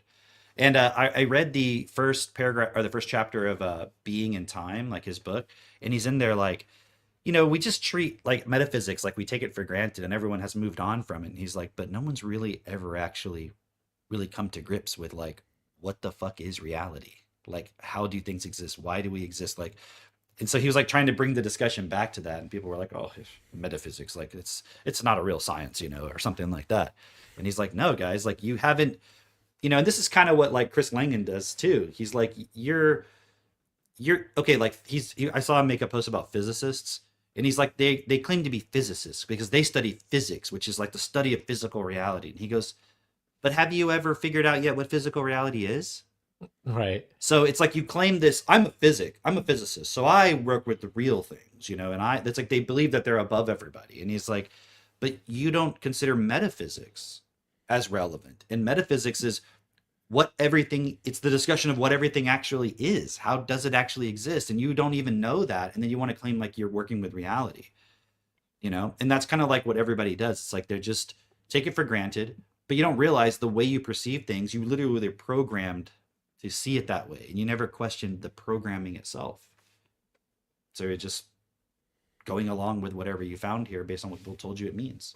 Yeah. Because you can't read. Mitch posted a really great clip of playing Monopoly 2026. Oh, that one's funny. Yeah. That one's hilarious. Do you have it? Yeah, I have it right now. This one's funny. Cam, did you watch it? Mm-mm. Hang on. There's a new version of Monopoly 2026. It's like brand new. It's sweet. Here we go. Who needs money? Pay $400. BB. All right, I'll go first. All right, I'll buy it. Okay, that's gonna be $2,000. Wait, but we all start with 1,500. Yeah, dude, it's Monopoly 2026. Everything is super expensive. If you can't buy the property, you can rent it out. Wait, what happens when we pass go? Do we still collect 200? No, you have to pay your student loans, so you pay the bank 200. Oh. 6. I just pulled you over because you look Mexican and you don't have your passport on you? Go directly to jail? How do I get out? It says you have to roll a 13 or higher. That's impossible. Or you have to pass the U.S. citizenship test, and I have a list of questions right here. Oh. Pay up. How much? 12 to me, 200 to the bank. Screw renting, man. How many amendments does the Constitution have? 4. Wrong, 27. Community chest. Your OnlyFans is popping off. Collect 50 from every player. Yes! What are the 3 branches of government? Legislative, executive, and judicial. Wow, that's correct. Nice. Man, Yahoo needs more money? Pay $5,000? I don't make the rules. That was good. Right? That was a good one. But actually, dude, I had a crazy insight like 5 years ago. We were playing Monopoly. This is right when me and Jess started dating. We were playing Monopoly with some local people, and right away I just had bad luck, and the whole game, I never could get ahead, and then eventually I got out, and I was the first one out, and I was just like, fuck this shit. And then in that moment though, I realized like, wow, this is what it's like for billions of people on the planet. Mm-hmm. Like there is just no way you can win in the system. It was Imagine very there's profound. somebody already winning in the system like Brian Johnson. Mhm. And he still feels the same exact way. That's why he's taking DMT. And he's like, oh, I think I might have found a way out, guys. And they're like, nope, keep surviving. He's like, fuck, okay. Yeah. True. Wow. I mean, look at Elon Musk. Like, he's at the top of the top of the top as far as anyone can see. And he's like, we got to get to Mars, dude. Fuck this place. Dude. Can I tell you guys about a book real quick? You can Let's tell me just- about a book. I'll try not to spoil it, though I might. Tell me. So I got this book called Rapture of the Nerds. I have not finished it, so I can't spoil it technically. But I wasn't really sure about it. I started reading. I'm like maybe a quarter of the way in or something like that, and it's like there's this concept that there was like the rapture, and then people got left behind, and so he has to go see the people who got left behind in the rapture. And the rapture was like a singularity. So it was like the singularity. And so like out in the solar system, like, way the fuck out there somewhere is like this cloud of machines or something, like it hasn't really explained all of it. So I'm just giving you like my perception of it. And it's like this super intelligent, sentient being that's totally just like left everybody behind. But sort of the premise is that it sends down randomly like these technologies, and like so we get these downloads, and then they have something called jury duty, where jury duty is you have to go and you have to evaluate the technology and see if it's like something we want to let out of the box or not, and to determine like, is it going to be good for us, is it going to be bad for us. And so like everyone's basically just like in the way they describe the living in the singularity is like every couple days the whole nature of reality and society and everything just constantly changes, so like things are totally different. And that's kind of the non-spoiler version of it. But it's actually really good, and it's by Charles Stross, and it's co-written it's co-written with Cory Doctorow, who's another sci-fi and non. I very and much nonfiction writer. enjoyed his writing style. Mitch, can Yeah, he's you good. tell Cam your theory that you shared on Friday about the rapture? What was my theory on the rapture? Was it not you who was sharing that? You were talking about the rapture. Maybe Coming. I don't know. What was the theory? Man, who was it? I don't okay. think this was my theory. All right. Well, somebody was talking about when the rapture comes, it'll actually just be no. It was Gaetan. Oh, never mind. Okay, it wasn't you. I'm sorry. You guys both look very same. Similar. I could see why you mean. And you guys have a I know, similar we sound the accent. same. Yeah, all of it. You live in the same country. I just confuse you guys so much. No, it was Gaetan's theory about the rapture. Gaetan was saying, okay, he can imagine a future where the rapture comes and it's actually just some AI machine that's just striking people from the clouds, right? But the propaganda that goes out is like there's some imagery or whatever. Jesus has returned. Project the Bluebeam. rapture's happening. All these people have been raptured, and then it just decimates the population, right? But then everyone's like, yeah, but like You know, like they're going to heaven. It's like satellites like shooting missiles and lasers down and stuff. Right. I'm like, wow. And then, you know, the message that you get is like they all went to heaven, and so it's okay. It's okay. So you don't panic. And meanwhile, you're like in your house and you're trying to like trade stocks to get ahead, and you're like, should I buy Rapture Inc? Yeah, I could get ahead. It's literally what people are doing with fucking Palantir right now. You got OnlyFans for women and you've got Steak for men. Dude. Okay, I have Venmo Straight up. on my phone, and Venmo can send me notifications because I want to know when I'm getting paid, or you know, somebody's taking money from me or something. You know. Anyway, I've been getting. Mitch has stolen $200 from you. Yeah, exactly. I've been getting these ads through the notifications. The push notification for Venmo is saying, hold on, I think I have one on here. Venmo does ads through push notification? Fund your Kalshi account. Oh, shit. Fund your Kalshi wallet anytime using Venmo. Kalshi terms apply. They just started this yesterday, and they've already sent me 2 messages about it. Right? Damn. Crazy. I'll put on some ads. I'll be like, fund the equal money system. Send me $1,000. Watch this video to get learn in with more. Venmo if you want to do that. What else? Oh, you know what we did not talk about today? We didn't talk about Miss Thailand winning? No, nobody cares about that. That was funny, dude. That you talking about that clip I sent, or you just talking? Yeah, dude, I was laughing my ass off. For like 5 I know, I minutes laughed really hard. It was so funny, right? It was so funny. I didn't see it. Okay. Oh, Drake. Okay, you're getting a real time reaction from Drake. You gotta play it. It's funny, man. It's funny. Okay, I didn't see it. It's I was like gonna say meme funny. I was gonna say we need to do Melania. We need to talk about Melania. Okay, we did not talk about that on the podcast. I know we've talked about it elsewhere. This is all right. Everyone, watch. You got to watch. There's only music. So this is post written in Spanish. I think she won Miss Thailand. I'm just kidding. She was considered ineligible. Watch how they're dancing.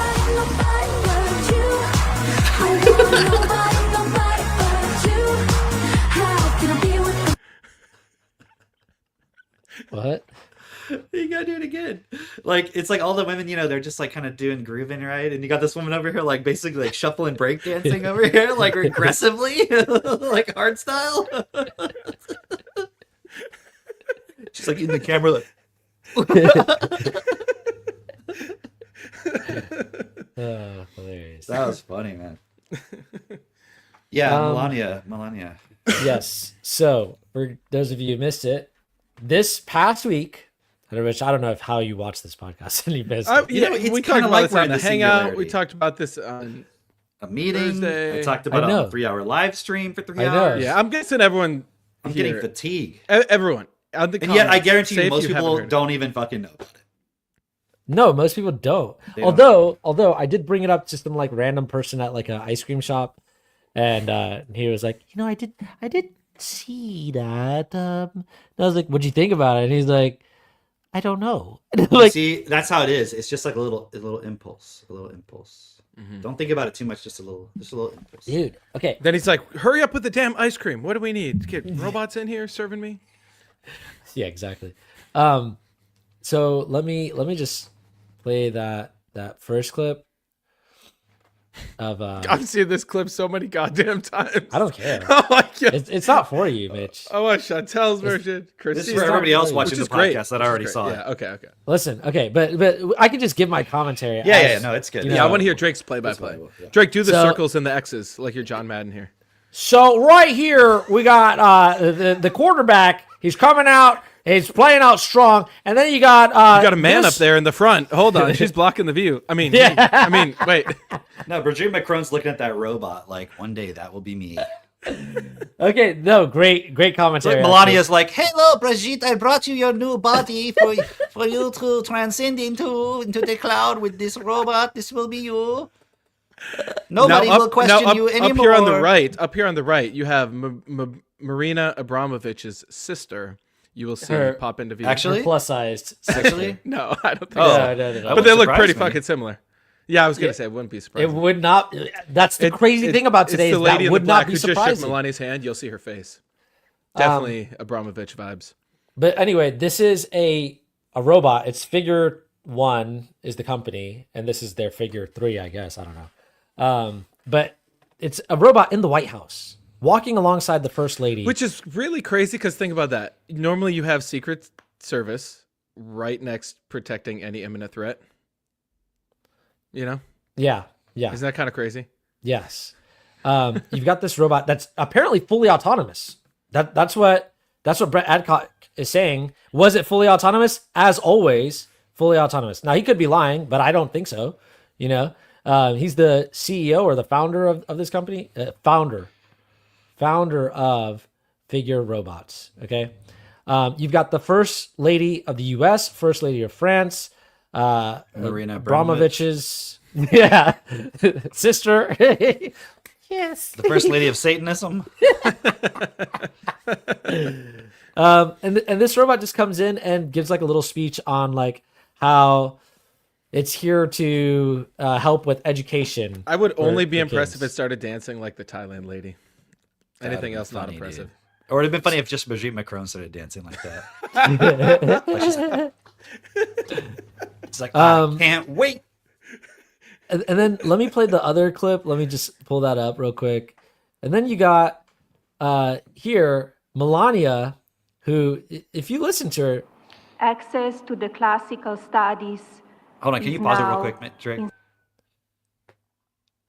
How many times did I make this whole thing about like imagine an AI called like Aristotle or some shit like that? Yes. You know, in the future. Like how many times did and like even Mitch like talking about like, you know, the Plato was the tutor of Aristotle and you know, and all that Right. stuff, right? And now she's like, why did they choose that fucking name to say here? It's just okay.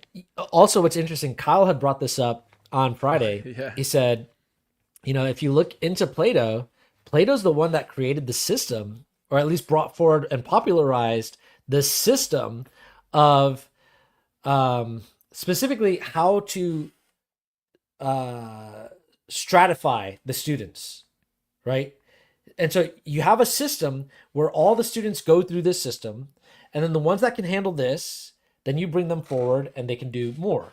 And the ones that can handle that, you bring them forward, they can do more. And they get more responsibility within the system of managing Yeah. the whole system. right? Gatto calls it the propedeutic function. Exactly. Yeah. I was gonna say that, but I didn't think Yeah. anybody would understand me except for you. They wouldn't. So, but yes, exactly. That's the duty of school is to bring the students through and not to teach them, but to see who already has the skill, the capability Filter to them go by further. pre-programmed vocabulary. That's all. it is. Exactly. And so here, guess what? What's her face is saying? Instantaneous. Literature, science, art, philosophy, Can you put the translations mathematics, on? and history. Humanity's entire corpus of information is available in the comfort of your home. How has ICE not deported her yet? Seriously. Trump's like, she's a good one. Plato will provide a personalized experience, adaptive to the needs of each student. Plato is always patient and always available. Predictably, our children will develop deep critical thinking and independent reasoning abilities. Pause. Say less. She says, and I think we could just end it right there, okay? Because she's lying, right? She says, predictably, we can. What'd she say? Hold on, let me go back. Predictably, our children will develop critical thinking skills, advanced superior knowledge, transhumanist agenda. Excuse me, I don't. Who wrote that in there? I don't say that. Okay, that's what she says, right? Predictably, that's what we're gonna get. But reality, Predictably based on what data? I think. Oh man, hang on. I gotta find it. Hang on, give me just a moment. Here we go. Oh, Wharton's latest AI study. Here we go. Let me just share that. Boom. Predictably, based on Wharton's latest AI study, points to a hard truth. AI writes humans review model is breaking down. why just review the AI output doesn't work anymore. Our brains literally give up. We've started doing cognitive surrender to AI. The latest studies point to a hard truth. Reviewing AI output is not a reliable safeguard when cognition itself starts to defer to the machine. When you stop verifying what the AI tells you and you don't even realize you've stopped. It's different from offloading, like using a calculator. When you offload, you know the tool did the work. With surrender, your brain recodes the AI's answer as your judgment, and you genuinely believe you thought it through. They say that AI is becoming a third thinking system, and people trust it too easily. And you've heard of fast intuition, slow analysis. Well, here's the third one, and that is, where does it say? An external cognitive system that operates outside your brain. And when you use it enough, something happens they call cognitive surrender. Cognitive surrender is AI gives an answer, you stop questioning it, your brain starts treating the output as your own conclusion. It does not feel outsourced, it feels self-generated. And here is how they came up with this. They had 3 pre-registered studies, 1,372 participants, 9,593 trials, and people turned to AI on over 50% of questions. In the first study, when AI was correct, people followed it 92% of the time. When it was wrong, they still followed it 80% of the time. Without AI, the baseline accuracy was 45%. So if this person is just using their own thinking, you're not allowed to use AI. Okay, what's the answer? They get it right 45% of the time. With AI, when it's correct, their accuracy jumped up to 71%. Whoa, okay, that's cool. With incorrect AI, so now they have AI, but it's getting the answer wrong, it drops their accuracy from 45% to 31%. It's basically 15%, right? That's worse than having no AI. So because the AI is there, it's saying, hey, I'm telling you this answer. And you're supposed to, again, remember, the whole purpose of this is to say, well, if a human checks AI, then when the AI is wrong and the human knows it's wrong, it can correct it. But the reality is, if you're getting it right 45% of the time, but then when you use AI, you're only getting it right 30% of the time, that means you're just like, I don't fucking know. The AI said it. This sounds good enough. Yeah. All right. And it also boosted their confidence by 11%, even when they're getting it wrong. So they feel like, oh, I'm getting it right. So, okay, Right. Going back to what this immigrant over here said. Our children, we develop deep critical thinking and independent reasoning ability. Bull fucking shit. Based on what? Based Bull on what? fucking shit. They know this shit. They know these studies. They know all of it says that. Maybe she doesn't personally. I don't know. But the people telling her to say it know. 100%. Yep. 100%. So this is, again. They should call it the Freddy Krueger effect. Why? Slowly kill you. Why should we call it that, Cam? Slowly dumb you down and kill you while you think you're getting smarter. I don't know why, but the Getting away. dumbing Krueger effect. I like that one. The Dunning-Kruger effect. If you look at where society is headed, okay, so that's actually what happens with AI. You get dumber, you think you're smarter, you feel smarter, but you actually get dumber. The literal effect is that you think you're smarter than you are. So Yes. they're saying they're democratizing intelligence, but what they're democratizing is reliance and trust in intelligence. That's the only thing that's happening. Which again makes it so that when the AI says something, you will just accept, or the next generation, the general population, they will just accept that as fact. In the same way, when you went through school and you couldn't read something and the teacher said, this is what it says, you just said, okay. And then you never went back and checked any of that. So now you're an adult who believes in Judeo-Christian values. Who believes this country was founded on Judeo-Christian values. It's bullshit. But you It'll can't probably read, tell you it so you was. don't fucking know. You wouldn't know. You know when Bernard said the war for the mind has begun? Yeah. Can you see it now? Oh, fuck yeah. Like, it's for real. And like, we're literally on the front lines of it. No one is saying what we're saying. Like, Dude. people might be pushing back against AI and so forth, but we're the only ones that can say all the points we're saying because everybody else has their bias. Right. You Right, know, and like they don't have a solution with it. like I was looking at that live stream I did last night about the religion versus cult thing, and I was really just afterwards reflecting, like, nobody in the fucking world can say what we're saying.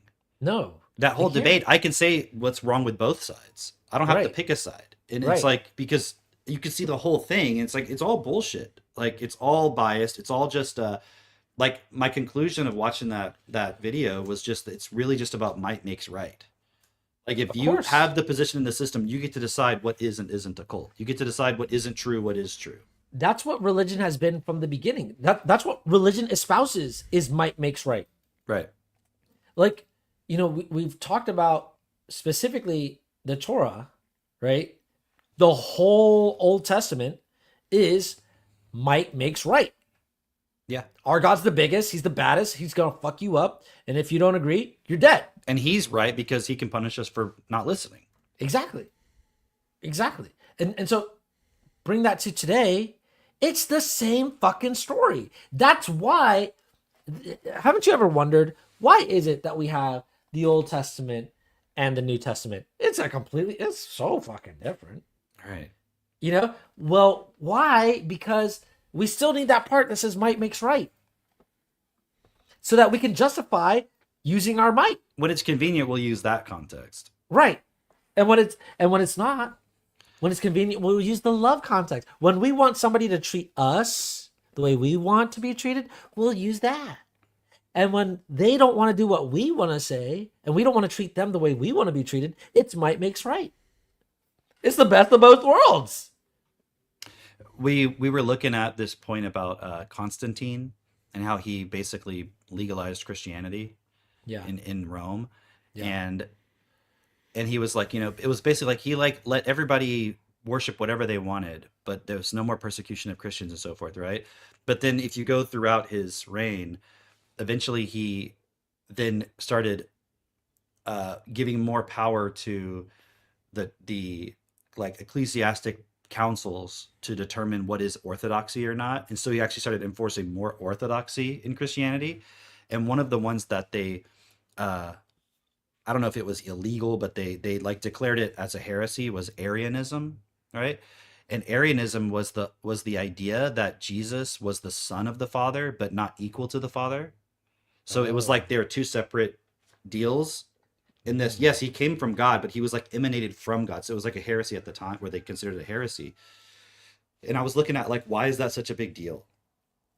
And I realized it's because, like, if you can tell people, like, if you think there was God the Father and then Jesus separately, and then it's like you're bringing into a new version, which is like the love part, love your neighbor as yourself, but then you would lose the other part. It seems like, but if you can tell people, no, they're the same, then you could say God didn't change. It's still that stuff too. So they needed to control that point of it, of anyone thinking you could, no, it's like a separate point here. It's like, why? Because I'm like, why is it so important that Jesus has to be the Father also? Like, why is that? It makes less, you're actually making it more confusing when you do that.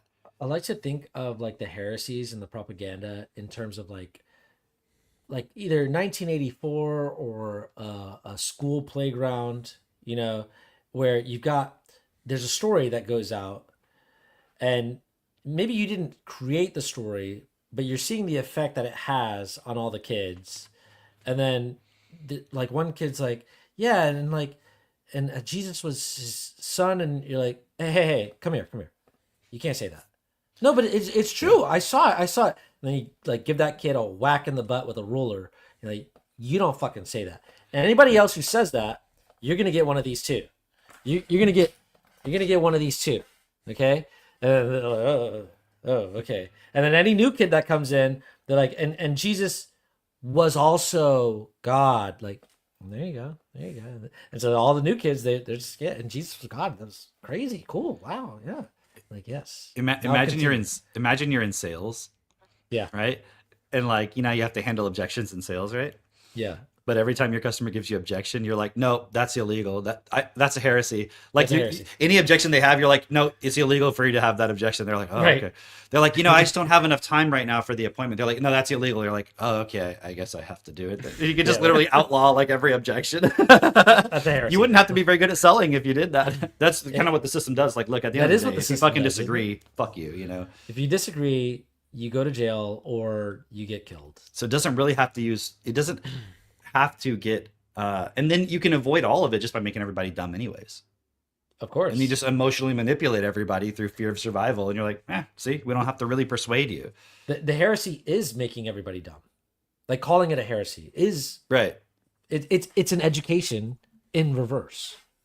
It's the abuse of education, which is what we've had from the beginning. Everything is in reverse. De-education. Therefore, the education system is literally making you dumb.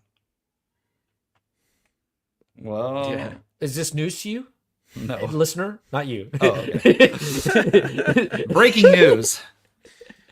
Dude, I was watching the new Chinaman videos, and he has this cool map where he writes out how empire is the like foundation that the world system is built on. So you have empire, and then I forget exactly all the layers of it, but he's explaining how the American empire is falling apart, and now you have Israel vying for that spot. And it was really well articulated because Israel's willing to like be totally ruthless and like play the game full on because the American empire is collapsing, and he was given all these examples of the war. It's pretty gnarly. It's the one called Pax Judaica Rising. Oh yeah. He's like showing these clips real time of Trump being like, we basically bombed them all. War's over. And then like same thing with like Pete Hegseth and them.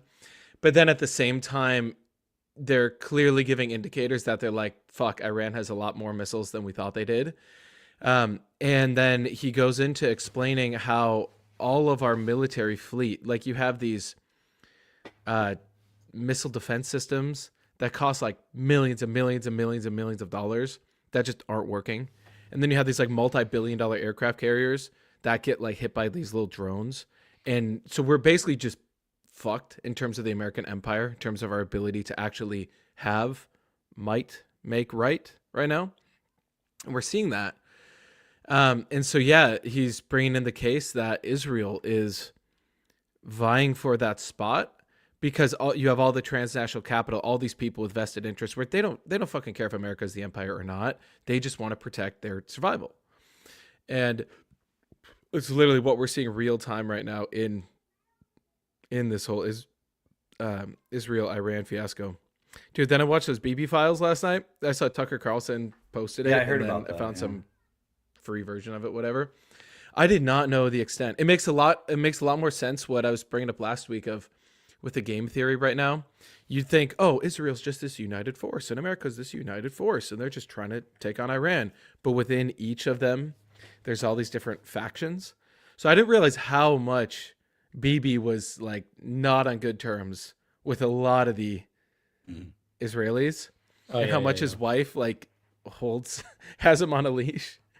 It's really, really gnarly. That's so funny that it's really crazy. Tucker's releasing it now. Yeah, Is that what you said? Yeah, because I had seen it.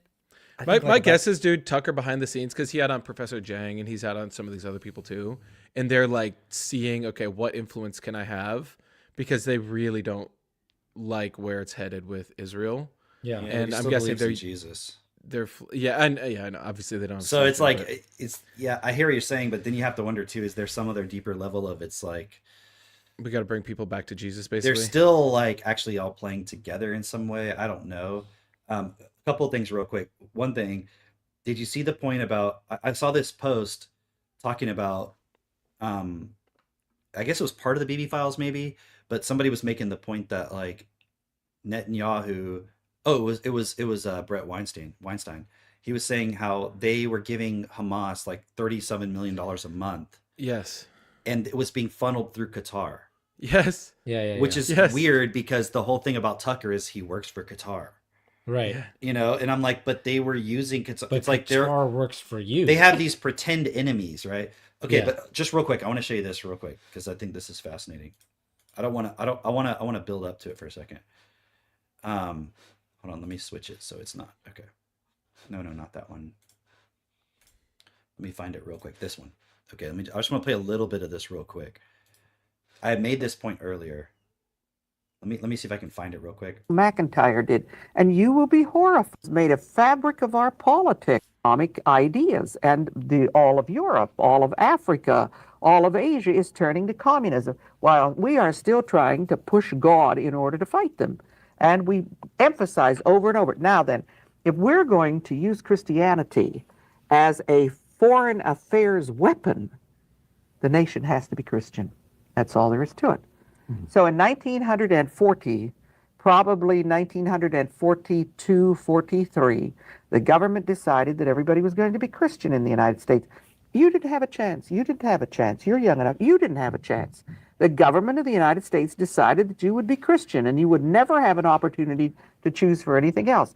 So Christianity was made a fabric of our politics. You weren't there when Eisenhower was president. You should get down on your knees and thank God. Because Eisenhower had so thoroughly commingled the idea of capitalism and communism that nobody could get out of this. Capitalism, the Christian Christianity, capitalism. right. Yes, against communism. Did this equation of communism with atheism sort of fuel the Cold War hatred of communism and actually demonize communists into absolute evil, the enemy? This is sort of a religious sort of view. Not sort of, it was. Is, right. Godless communism. All that you have to do is go back and read that whole McCarthy thing, and all you have to do is go back and read the preeminence of the Roman Catholic Church in the politics of that time, and what Cardinal Spellman did, and what Cardinal McIntyre did, and you will be horrified. Cardinal Spellman would go to the White House and dictate policies, and that policy would be accepted because this was Cardinal Spellman. Remember, he was probably one of the most powerful persons in the world, and that the papacy said over and over and over again that Cardinal Spellman could bring any more money into the Roman Catholic Church from the United States in any year than all of Europe could bring into the papacy. And when Spellman went to Rome, he was listened to. Okay, so I'm going to pause it there. And I wanted to set that up because I didn't go back far enough, but she does give a lot of that context anyways, of how it became a point where they started putting the Christian aspect of things into all of the policies and in like all the ways in which they went into diplomacy and everything. And so check this out. I just looked this up. Okay. Remember when we did the Pledge of Allegiance thing, right? Yeah. You ready for another mind blow? Blow it. About to blow it. Blow it. So, In God We Trust first appeared on U.S. coins in 1866. You're like, okay. It was added during the Civil War to the coins. But when was it added to the paper currency? 57. The 1950s inclusion on paper money was a Cold War era legislative move to differentiate the U.S. from the godless Soviet Union. Okay, and look over here. I'm just, but you know, and so the 1866 seems to contradict it, but then they put the context. It was during the Civil War, right? So you could maybe see a similar play. I'm assuming I haven't looked into that. I'm sure it was something to do with like, you know, we're fighting those Southerners. Something to do with that, right? Because they don't just randomly do it, right? And look, let's see what this is about. Oh, that's 2012. Okay, so that's different. I was thinking maybe it had to do with that old thing, right? But like that's In God We Trust on U.S. currency origins and history. Okay, here's the Civil War stuff. Churches on both sides protested the violence and prayed for God. Religion was also used as a weapon against African Americans. In a letter to the United States Treasury Department, Reverend Mark Watkinson of Ridleyville, Pennsylvania, requested that the Treasury should add a statement recognizing Almighty God in some form of coins to relieve us from the ignominy of heathenism. It was emerged as a unifying declaration at a time when Americans were deeply divided. It suggested that supporters would view this motto as a unifying declaration. Okay, interesting. This was amongst Lincoln's last signed bills before his assassination. 1907, Cold War. Before the 1956, the formal motto was "E pluribus unum," but in 56 they adopted "In God We Trust." So you remember what she was talking about, Eisenhower? Yeah. Lawmakers viewed the change. So, in other words, when they say this, they're saying this is how lawmakers were presenting the point at the time and why they were doing it. You're Oh, sharing, by the way. sorry, guys. I forgot. I thought I shared it.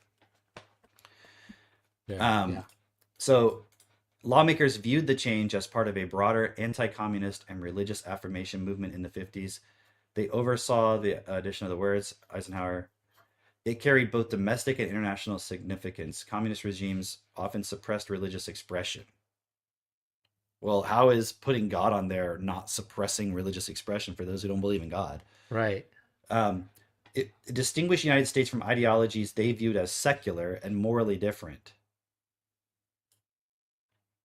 Like, and again, isn't it fascinating? Because like we started like last week on that point of, hey, are we actually a Christian nation? And then you realize it's all so that we can justify wars. Cam, I want to show you something. I'm ready. Okay. I don't know if you've seen this yet, but you have not made mention of it, so I want to make sure that you have seen it. Okay. Treasury announces President Donald J. Trump's signature to appear on future U.S. paper currency. This is from home.treasury.gov. This is the government. Okay. In honor of the 250th anniversary of the United States of America, President Donald J. Trump's signature will appear on future U.S. paper currency, along with the Secretary of the Treasury, marking the first time in history for a sitting president. Under President Trump's leadership, we are on a path toward unprecedented economic growth, lasting dollar dominance, and fiscal strength and stability. There's no more powerful way to recognize the historic achievements of our great country and President Donald J. Trump than U.S. dollar bills bearing his name, and it is only appropriate that this historic currency be issued at the semi-quincentennial. It's our country's quinceañera. Yes. As the 250th anniversary of our great nation approaches, American currency will continue to stand as a symbol of prosperity, strength, and unshakable spirit of the American people. Who are they trying to convince? Remember? Oh, dude. Remember when he got shot? Yeah. What was the first thing he said when he got up? Fight, fight, fight. Fight, fight, fight. And what are we doing? Fighting. And it's our unshakable spirit. And it's like our spirit is that we go and fight. Isn't that the whole essence of feeling like an American? It's like we fight and it's all brainwashing, dude. It's insane to me. So they're actually seriously talking about putting his fucking signature on dollar bills. And it has the same like connotation as this "In God We Trust." You know? Like, yeah, we support Trump. Emmy says people are going cashless because he's on the dollar bill. She talked to somebody, and they said you're going cashless because you don't have a job. Because you don't have a fucking Can't job. get a job. That's why you're actually going cashless. But okay, dude, doesn't this make so much sense? How they're introducing the crypto, right? It's like you are going cashless because you don't have a fucking job.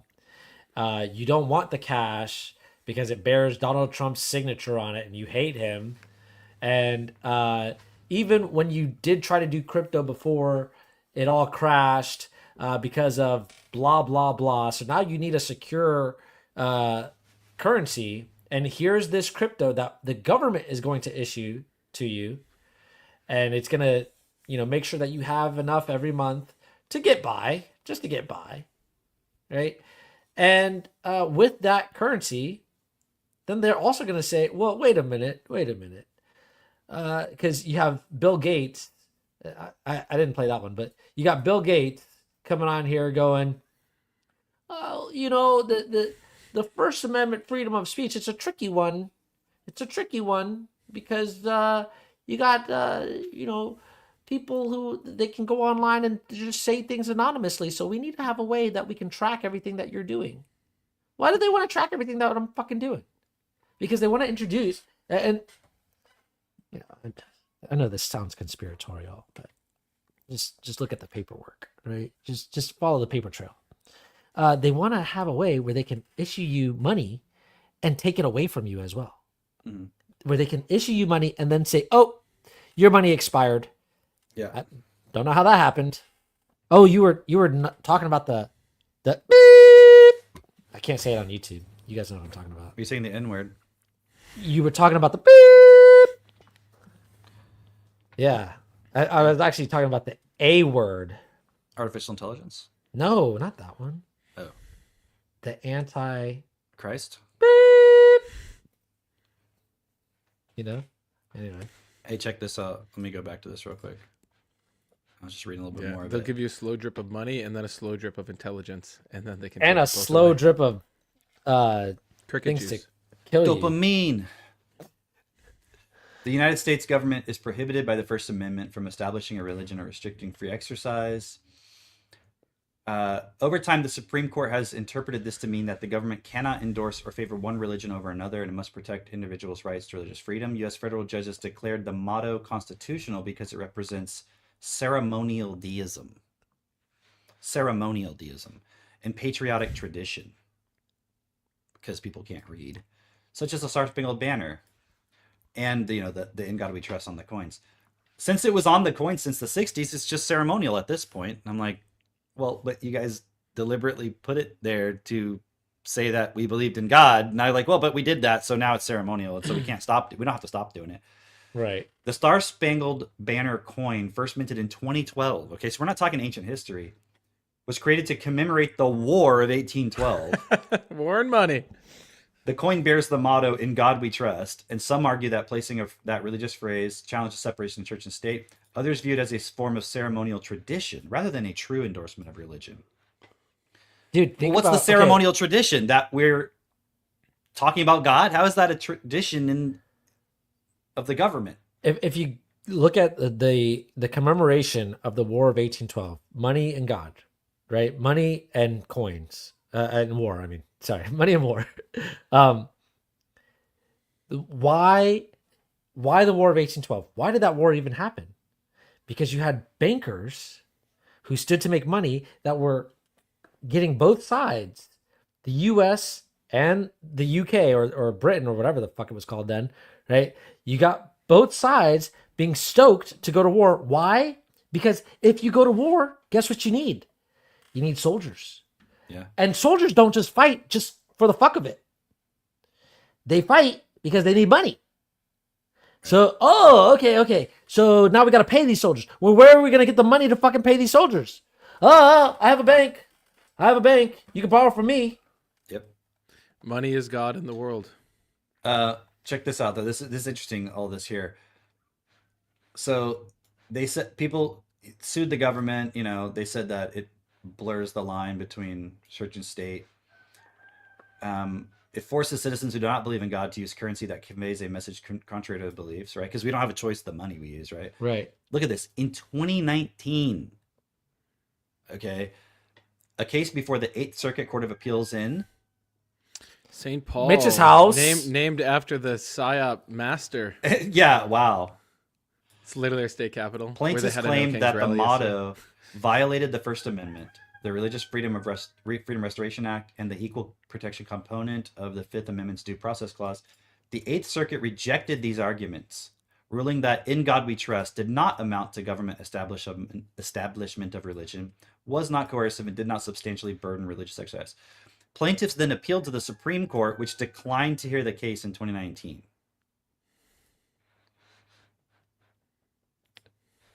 This is like recently. You know why they declined? Recently. You know why they declined? Why? Because they know it's wrong. Yeah, they're like, well, if we don't look at it, though, then we don't have to say. Because if it gets that far, we might have to actually say something and look at the actual laws and make a decision about it. So they just declined to hear it. Right. We have too much on our plate. But then, okay, fine. But then now you've got people like Mark Levin saying, this if you reject the Christian values that this country was founded upon, you're rejecting America. You're not patriotic. Yeah. And it's like, but that was a whole thing put in place that then they can say, well, it was ceremonial, so we're going to continue it because it's ceremonial. But then it allows everyone to be like, well, look, yeah, we are Christian and we do believe in God because it says it on the money. And like the founding fathers were believed in God and all this stuff. And it's like, just again, so we can justify war. That's the only point of it. So, but you're like, well, I think I'm just going to go back into the DMT realm. I'm going to go back in there because I think that's where the answers are. And they're why are you here? They're like, hey, why are you here?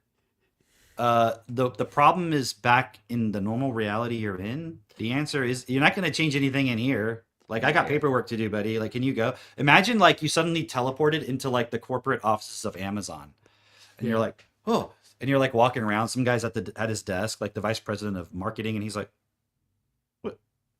Why are you here? He's like, oh, I like the secrets of the universe. He's like, dude, like, I'm trying to like fill out this quarterly report. Like, can you fuck off? That's really all it is. Right. Like, I just wanted to look around. Like, fuck off. And then he tries to get back in, and then it's like the security guards are like, hey, nope, he can't be in here. Get out. And he's like, damn it, I got to get back in there. I've been banned. But it's like literally like, why are you here? Like, what are you doing here? Get back in fucking reality. The problem exists in the reality you're in. That's where you can change it. What are you going to go in the DMT realm and like tweak the coding and stuff, and then suddenly everyone's going to be living peace on Earth? Right. Is that where you have any kind of physical effect in reality? Is in the DMT realm? These people are insane. They're just totally insane. Yeah. It's just like people talking to spirits and shit because they think that they're going to give them the answer to do something. What do you expect it's going to say? If you could talk to God, what do you think he's going to say? Make sure you have a world where children aren't starving. It's like, I thought you were going to do that, God. He's like, no, you didn't want my help, remember? Oh, let me share this. Okay, Katie just sent me this. And it reminds me of something else that you had shared earlier in the week, but I couldn't find that. But what you had shared, so this is Palantir CEO saying, skip college and unless you're neurodivergent, the only path left is skilled trades. There was something else that you had posted, and it was from Peter Diamandis. They're like, college is for nerds now, okay? Right. We don't want you blue collar hicks in here studying women's basket weaving. Like, get the fuck out. Go get a line. Become a lineman. Go work on the oil rigs. Like, get the fuck out of here. The nerds are talking.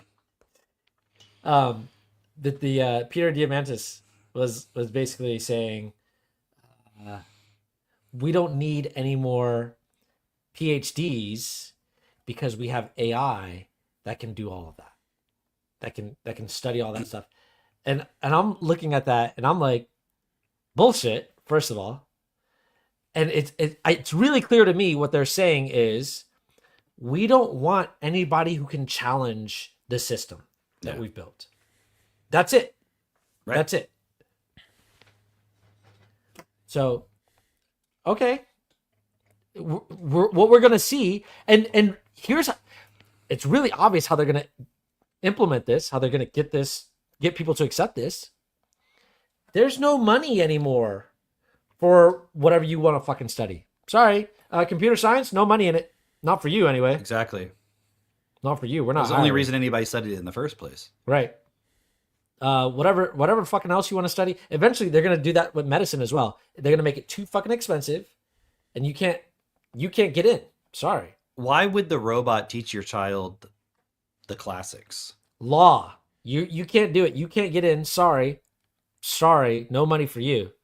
But you know what I'm saying? Like, what's the point of studying the classics? At this point, you can't become a literature professor. You can't go into like some company and become the philosophy person in the company. Like, so the robot's not going to fucking teach your kid Plato and Aristotle and shit. They're just going to try to get the AI to count to 1,000. It's 1, 2, 3. Okay, all right, you get the idea. I'm not going to do that. I'm not going to do that. So now imagine you're sitting there asking, tell me about Aristotle. You don't really need to know that. It's not going to help you at all. Right. Tell me about the laws. You don't really need to know that. Here, just study this. And who's gonna object? Actually, who's gonna have the ability to object? Because you're not gonna know anything fucking else. That's it. That's all you know. So the AI is gonna tell you, here's where you go.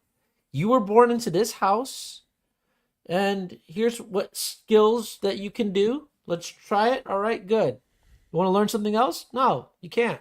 Go play Roblox. You know how Elon said you're gonna have a robot that follows you around and just lets you not do crime. Yeah. But in 1984, what was the only real crime? Thought. Yeah, thought crime. So it's just gonna follow you around and make sure you don't think about anything for real. Dude, consider it like this. They finally figured out how to create the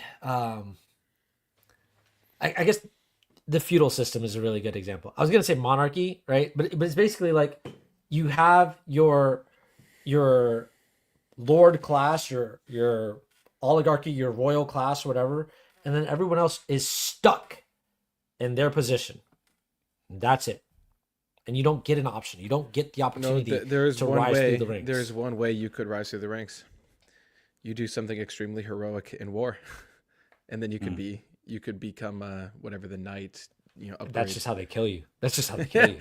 Honestly, isn't it? Like, hey, we rise like 10 people through the ranks, and everybody else dies. Great, that's a good deal for us. Like, and actually, dude. It's if you let me formulate this thought. I'll come back to it. I'll tell you a funny joke. Like, imagine you go into like the cloud utopia thing, right? And you're like, oh, "Is this utopia?" And they're like, "Yeah, dystopia." And you're like, "Topia? Yeah, dystopia." And you're like, "Okay, this is topia now, but it's just dystopia." That's the best I could come up with. Actually, I'll tell you a random funny story. I've been wanting to sell this and I keep forgetting. Yeah. So the other day, right? This is like earlier this past week, right?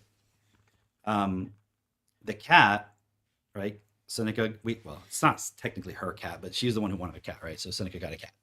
And obviously it's our cat. Raven. You guys know Raven.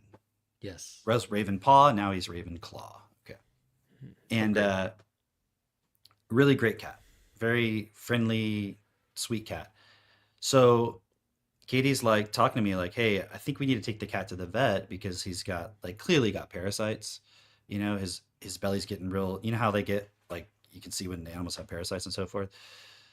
And so she was like, "Maybe we should schedule an appointment for the vet." And then she's like, "Well, let me give him some dewormers and stuff first, right?" So we looked up some research about what kind of dewormers and all that. So started doing that. And then, and I was like, well, I can still take him to the vet and they can look at him, right? And Katie and the kids were gone.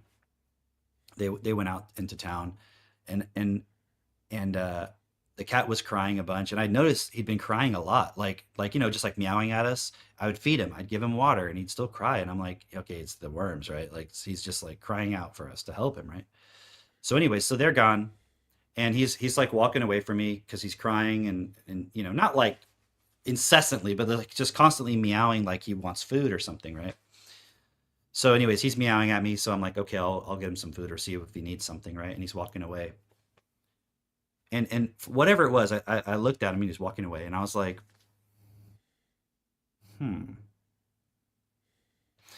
So I call Katie and I said, "Katie, I have a question for you." She's like, "Yeah." And I go, "Have you ever seen Raven's balls before?"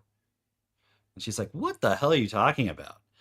I'm like, "Have you ever seen them?" And she's like, "Well, no." And I was like, "Don't you think that's odd?" And she's like, "I guess. I don't know." And I'm like, she's like, "Wait, what are you saying?"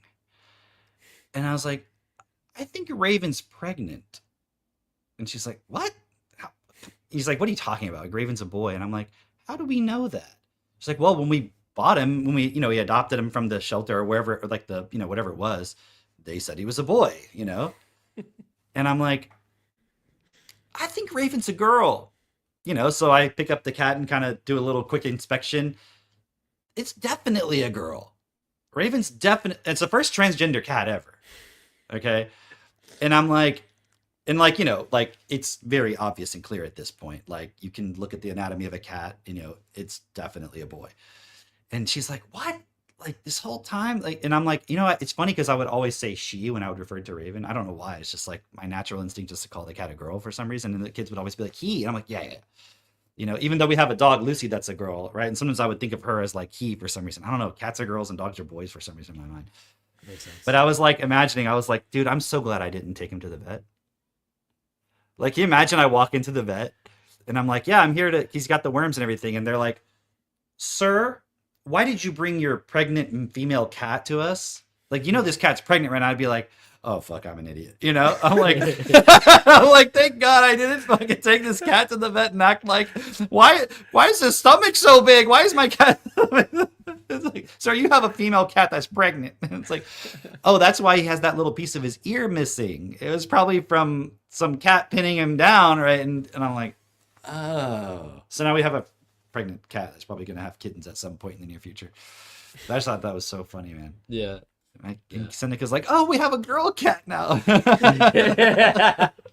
Hilarious. She's like, we're gonna have kitties, yay!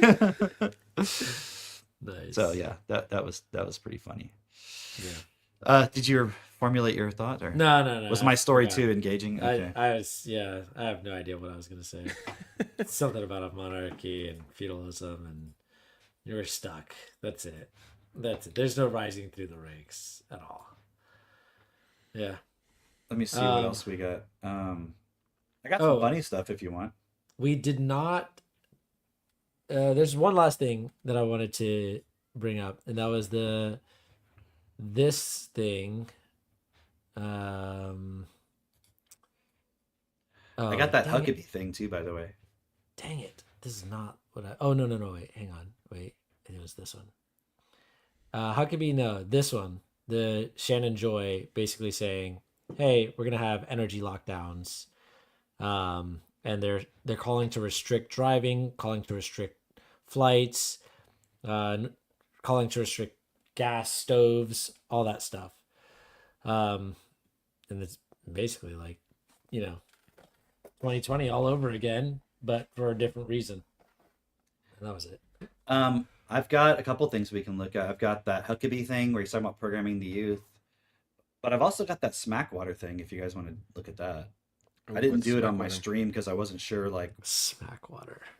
We got to know it's pretty what good. Smackwater is. We already know Mike Huckabee is a Zionist. It's pretty good. Okay. Mitchell thinks he wants to watch Smackwater. And it's on YouTube. It is so I pretty figure funny. it's okay. You want to watch it? Yeah, sure. Yeah, load it up. I need... No, it's not just funny. Like, he had some good points. Yeah. No, I watched it. Let me back up a little bit to the point. Okay, and then when it gets to a point where it's obviously like moving on, we can stop. But yeah. Mitch didn't want to hear Smackwater? No, he's back. Okay. I told you he didn't want to hear it. I'd never heard of this guy before, but he's in Houston, which is pretty cool, my hometown. Yeah. I don't know why our paths didn't cross. I'm not endorsing Smackwater, but he's got some really cool points. I was like, this guy's got some common sense. Some. In the context of religion. But I wanted to share. I also like his style of argumentation. Okay. When you talk about bright lights and all that. Let me see. I want to back up a little. Okay, so I'll tell you what he was talking about. I'll give the context for that part. Because I went and listened to the whole beginning because I wanted to hear how did they get what was there? happening. Yeah. They'd asked him an initial question of how they got on this subject. They asked him an initial question of how he's so well connected in Houston. And he said, it's funny because like I'm like an introverted extrovert, I guess you could say. Like I'm an antisocial extrovert. I don't actually like people. And they're like, how did that happen? And he's like, well, the way I grew up, I was pretty smart. Everybody already liked me. My family was really popular. And so people wanted to be around me. I didn't have to try to get people to like me or anything. And things just came to me. And I abused my intelligence and ended up in the penitentiary and all this. And then eventually, somehow, he makes like a comment about religion or something like that. And the interviewers like pushed back and they're like, you can't say things like that. And he's like, the fuck you mean I can't say things like that? Like, you know, you're saying, he basically says like, you know, you can't prove that there's a God. There's like absolute truths, right? There's absolute truths. And an absolute truth would be like something that, because they said, haven't you ever had an experience where like, or you've heard of people that they die and then they like go and they see the white light and, you know, and they can see themselves hovering over their body and all this, like, there's got to be something beyond this. How can you say there's no God? And he's like, well, you know, you can prove, like, if I go to Georgia or whatever, and, you know, I meet somebody there and I shake their hand, like, I can say I went to Georgia, and you could say I saw you go to Georgia, and then that person who I shook their hand could say, yeah, he was in Georgia. Like, that's a truth. You know, that's verifiable, right? But and he gives all these examples of things that you could verify in life, right? And then he goes, but then if somebody says they talk to God, I don't fucking know. Like, who's gonna verify that? Like, who else was there? Like, nobody else can say that, yeah, you talk to God. Like, it's just that one person's experience, right? And so he's sharing this story of how he had an experience like this, but he's like, but I'm not, you know, then going to push that on everybody and say this is the truth, you know? So go ahead. Okay, cool. Yeah, that's good context. On the hood of the car. And for some reason, this crazy nigga, this nigga doing about 6, and centrifugal force is pulling me off the hood, and I'm trying to hold on to this motherfucker. And then when a nigga, he didn't jam on brakes. I'm not gonna put that on Kim. He didn't. But when he slowed down, the force was stronger than me, nigga, and it shot me off that bitch. And I looked at like the Fall Guy, like, nigga, a real live motherfucking stunt man, nigga, like, what's that nigga we used to have back in the day? Super Dave, nigga. Yeah. And nigga, I swear, nigga, I was looking at my motherfucking body on the ground. I watched Hub get out the car and run by me and lean down, and when he hit me, that's when I jumped up. I was like, look, get the fuck. So you experienced exactly what I'm talking about. But that's not exactly what the fuck you talking about. You astral projected. Yeah. But here's the thing. When you talking about bright lights and all that. You got out. No, I'm not saying that. Let's take it a step back. You the closest you can get to death when you go to sleep. You ain't never seen yourself sleep. Yeah, I've seen that too. I've been outside. You dream. I'm gonna tell you some shit that this is something I actually believe. I actually believe in multiple universes and dimensions. Right. And shit. But what is that based on? That's just how you feel. Not because it's just the sensory, the fucking detail. You could smell and you could, you know. Oh, you talking about when you sleep? Yeah, when you sleep, you putting dick on his hole and you can feel that pussy, nigga. Yeah. This is a whole nother you somewhere, but this nigga. Yeah, this is the spiritual. You think you're actually doing what you're doing in the dream? No, okay. I'm saying I believe that there are different yous. I don't know where the fuck it exists. That just came? The one where they was going through the box and then it was creating multiple versions of themselves. I don't know. Okay. I don't know. There's a movie about that. Where but I believe that there are different planes and dimensions because shit just, you know, even when you have a crazy dream and it makes no fucking sense at all. That's you in some kind of realm that is, you're all connected some kind of fucking way. So here's the thing. Even if you believe that, you would have to know that there's an architect behind that. Right. Okay, so and there we go, and that would be. Hold on. Nah, but watch this. No, you ain't got. Are you atheist? No, fuck no. I'm just trying to figure. No, I don't know. What I'm saying is, what a nigga got to tell me. How the fuck is you gonna tell me about some shit you ain't never seen, bitch ass nigga? You can miss me with the whole ass shenanigans, my nigga. Wait. Shenanigans. No. You know that people haven't seen it. That's my point. Hold up, but okay, so hold up. Okay, go. Yeah. Pause. So we all can agree that everything has a beginning. Yes. everything has a Genesis. From what we understand, has a beginning. Genesis. And from what we understand, naturally, what does it say about the beginning of anything in nature? What we understand it to be. What does the beginning of anything in nature, what does it say about it? So what's the beginning of God?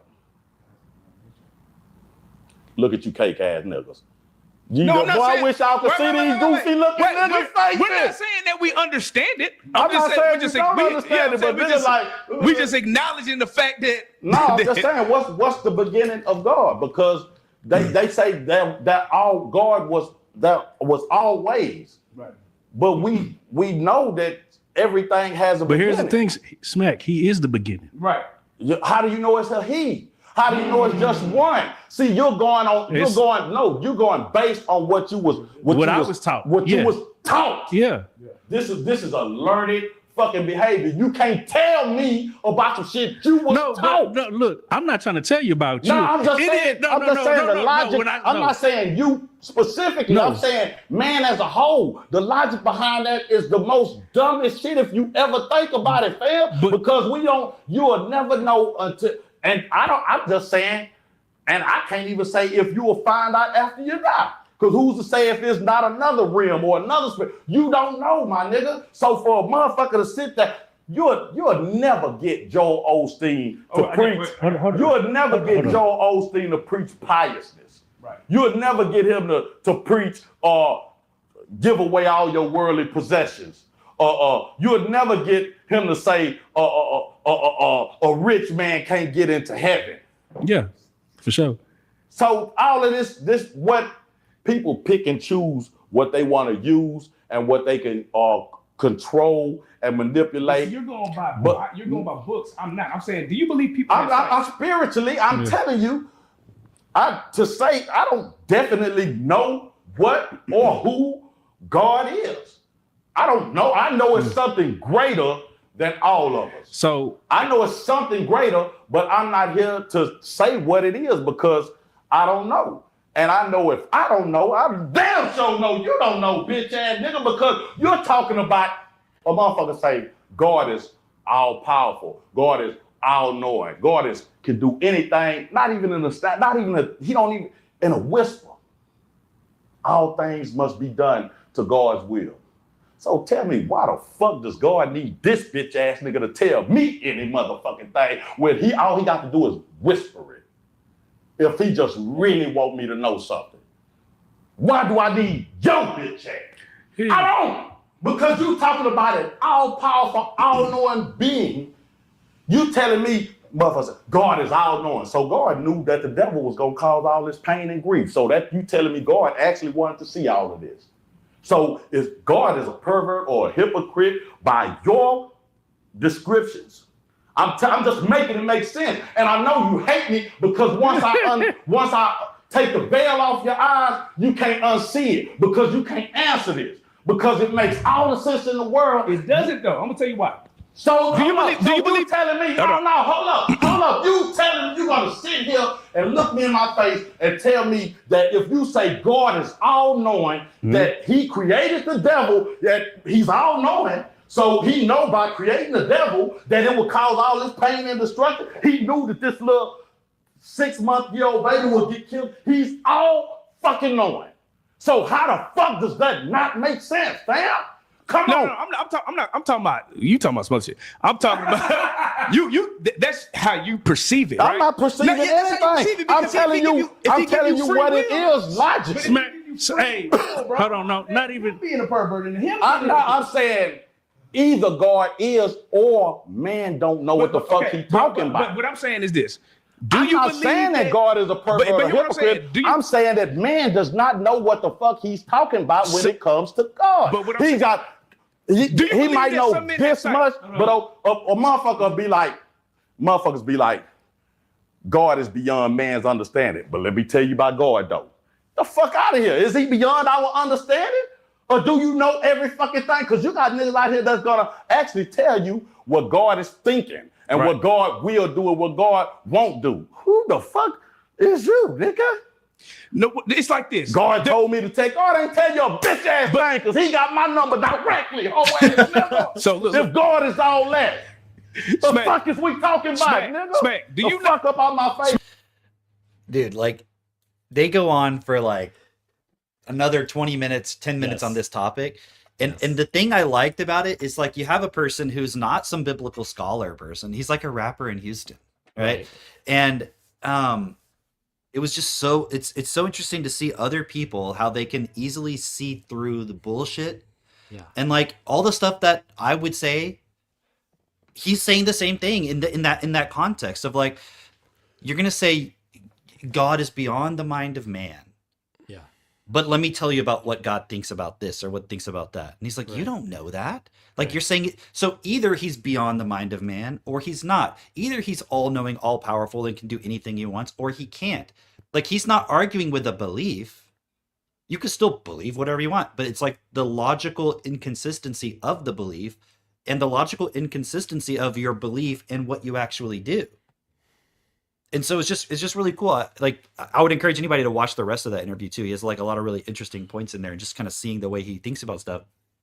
And I'm like, it's fascinating to me because you wouldn't expect someone like that just in terms of like, he's a rapper. Like what the fuck does he care about God or any of that stuff? But like, it's kind of like Cat Williams. It's very similar when you hear Cat Williams talking, you're like, okay, he's actually thought about these things, you know? And Cat Williams said he read a lot when he was growing up. Right. And this guy too, I don't remember if he goes into that stuff, but it's like he's not just like he's actually thinking about stuff. He's actually considering things. Like he didn't just make up that stuff on the spot. He's considered it. Right. But then everybody around you would be like, "What are you talking about? You don't believe in God?" Like, of course there's but then you notice that moment when he was like, either God's all knowing and therefore he's a hypocrite and a pervert, or he's not all knowing, all powerful, like you're saying. Right. And they're like, you're talking about some other shit. I'm not talking about. It's like, right, you don't. But I like the way he's like, no, we're going to talk about it. You can't just skip that point and act like, oh, that's just your belief. Like, no, I'm making an actual point that makes sense. You just don't want to hear it because now this one little tiny crack calls everything you're saying into question. Yeah. You're like, what do people have out of body experiences? What does that have to do? Yeah. With the fact that that you're claiming God is all powerful, all knowing, in total control. And then he's allowing the devil to run all this stuff because later at some time something's going to happen. And I'm going to say, we should stop that from happening. You're saying, no, that's just the devil at work. Yeah. Well, hold on. So God's all powerful. Yep. And it's just like that analogy we talked about where it's like you're sealing the holes in the boat, but then you got to take it off and to seal another hole. But now it's leaking in over there. Right. And this is the major problem with all of this whole conversation. And it seems like I could see, let's just say somebody came into that part of the podcast and it's like, why are you picking on this concept of God? But watch the whole thing. What did we start with? Like the whole point of this war going on is being justified because it's a battle for the soul of our nation. And it's about Christianity and the Jesus coming back. And it's like, hold on, let's take that apart for a second. Who was Jesus actually? Well, Jesus, God, the Lord, one with the Father. Well, does that actually make sense? Let's take that apart. Did he actually say he was God? Well, there was that one part, or was he arguing with people that believed in God? And he was trying to navigate that. Go back to Thomas Jefferson. And so it's challenging. It seems like a really complex problem to solve because when you want to argue with somebody who really doesn't know anything and they just have a bunch of, like he said, that's the stuff you were taught about it. Right. That's not, you actually came to these conclusions on your own. And so we're arguing with people that can't read and that haven't read. And it's not to say that the answers are out there in the Bible and you just need to be able to read it and then you'll know. It's just the ability to process information. So when you see something, you don't just take the conclusion that everyone gave you. You actually take that conclusion and you take the original and you see like, can I actually reasonably conclude this from this? Because every time, go back and watch all the fucking podcasts we've ever done. How many is it at this point? 289? 289 at least. 289. How many times have we said, let's actually look at that for a second? And then we look at it. And every time it points back to the same point. Like you were deceived about this. Every single time. But you can't read. And so you don't. And just like it says in Beginning to Read, Marilyn Yeager Adams, where she's like, when you can't read effectively, reading feels like a chore. It feels like a burden. And then you're like, it's so much more convenient to just go to the ready-made answer Yeah. And tell me how AI isn't going to amplify that 1,000 times. It's Dude. so much easier than learning calculus to just say that the AI gives me the answer. Let me just simplify this even more. It's like you can go to the grocery store and you can buy a watermelon and you can peel it yourself, cut it into cubes, or you can go to the grocery store and in this analogy, you're just going to the grocery store, or you could go to the grocery store and get the cubed watermelon. It's already cut up for you, you know, and like, oh yeah, that's really Yeah, where it's like 10 times the price. literally the price of a fucking watermelon. You get a cup, a small cup. You're like, got this watermelon. You got this Yeah. piece of watermelon. You're like, they're the same price. Yeah. Did you see that video? It was a viral video of that rich guy going in to try to buy a wheel of Parmesan. Oh yeah. This guy, he picks up the whole wheel of Parmesan, Yeah, and like yeah. the store owner comes in, he's like, what are you doing? He's like, I want to purchase this cheese, you know? Yeah, yeah. And the guy's like, no, you can't buy the whole wheel of cheese. And he's like, why not? He's like, it's $2,000. And he's like, yeah, no, that's fine. I want this whole wheel of cheese. I'm going to eat it. And the Yeah, guy's yeah. like, you can't buy the whole wheel of cheese. And people were saying it's because the guy wants to be able to cut it up and make it more expensive, you know? Right. And then there was the whole debate about whether he has a right to do that or all this, whatever. But I mean, that really is the point. It's like, I want to be able to cut it up and pay and be able to make 10 times the price of that. It's like, well, then fucking don't have the wheel of cheese sitting there like I can purchase it. It's like, well, that's just for show. Well, is it for sale or not? Like, if it's not for sale, why the fuck do you have it here? Right, So they're trying to right. make it like the rich guy's the asshole, you know, or maybe the store owner's the asshole, but it's just that's bullshit. That's just marketing, Cam. That's just I know. marketing, so you know. Okay, all right. You can just make your own cheese. You can Cam's literally getting just make older, your own guys. cheese. I gotta make sure he knows it's marketing. No, I know it's psyop, but I'm just saying, like it's more about the conversation that everyone's having about it that's interesting to me. Yeah. But you could literally just make your own cheese. Yeah. But you would have to have a cow. But what the point that I'm saying though is, you know, yeah, you can make your own stuff if you have the education and you have the willingness to, like, if you know how to use a knife, you know, then cutting up a watermelon just makes fucking sense. You know, like it's just like, yeah, like this, I'm getting a better deal with this. I get a whole fucking watermelon, like, yeah, and I want to cut it up into the sizes I like. And get the pieces I want, and you know, I can do what I want to do with the watermelon. I can give the rind to my chickens, you know, and it's like, dude, it just makes sense because then I have more autonomy with what I'm doing. Do you not eat the versus rind? the ready-made answer? What? Do you not eat the rind? No, don't tell me you eat the rind. One time I gave Avery a mango and he just ate the whole thing except for the seed. Mitch, Oh, like the peel? Yeah. And he was like, "That's how we do it in the Caribbean." I'm like, "What?" Don't listen to him, Mitch. He just started eating it. Don't listen to him, Mitch. What's like an apple? I guess it just, I mean, it was weird because I just always thought you peeled it. Don't listen to him, Mitch. Just don't. Just. How do you eat a banana? Do monkeys? I think monkeys do they peel it? They peel it, but upside down from the way that Yeah, you yeah. peel it. No, I peel it like them. I peel it like them. I You pinch peel it like a monkey? It's so much easier, actually. You don't Okay, squish Julius, it. You don't Julius, squish you the gotta, top. You gotta specify which fruit. Okay, we've talked about 3 different fruits here. Oranges, man, you got to eat the peel. See, I've been explaining this to my kids because my kids will just grab fruit and just start trying to eat it. Why So- not? Well, My Pineapples. Hazel will not. Hazel will be like pineapple peel definitely it. got to peel. Passion fruit. The fuck You is have to peel passion it. fruit? Lychees. I don't think we have that. You have to peel it. Lychee, you just eat the whole thing. I just pop No, it in. no, Rambutan. Rambutan. like yeah, a- rambutan. Yeah. Rambutan. Cam Julius just put the slash- whole rambutan in his mouth.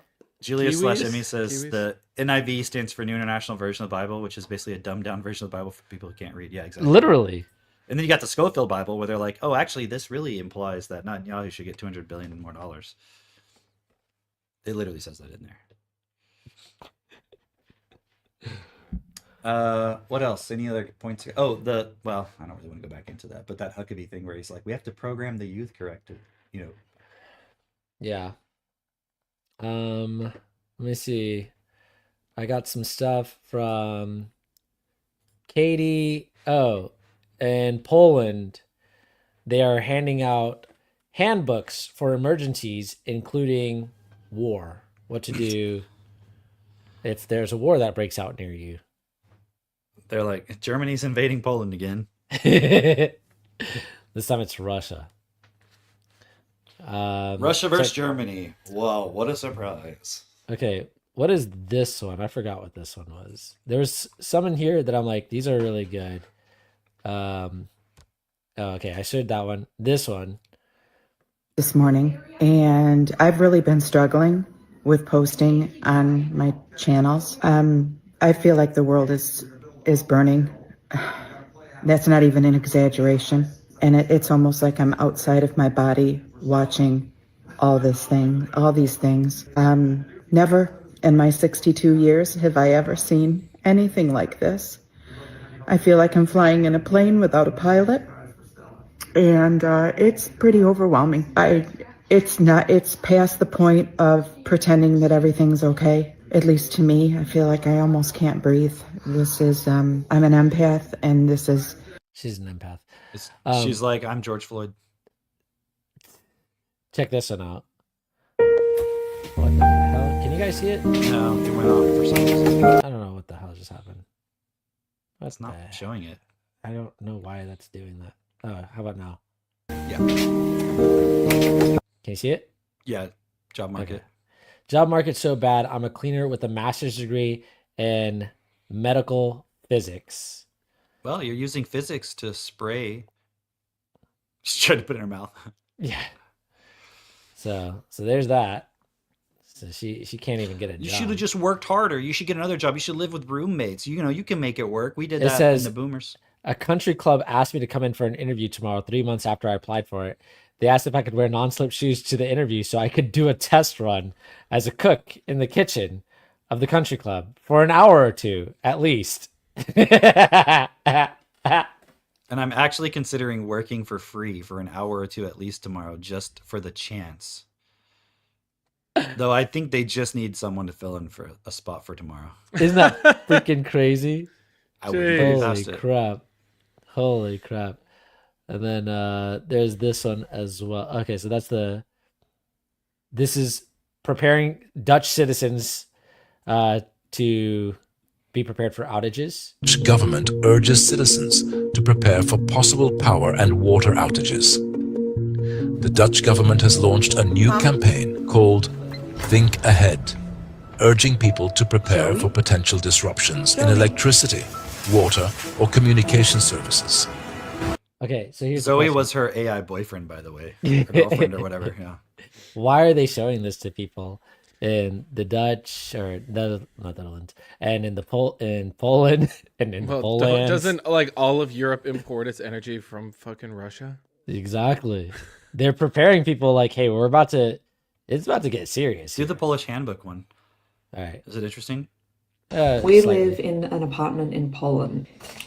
This was sent into our mailbox. Go back This to Australia. Polish government letter for every citizen to be prepared for something.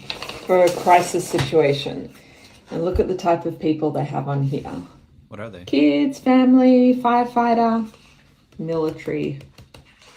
So it's a safety guide, emergency situations, and war.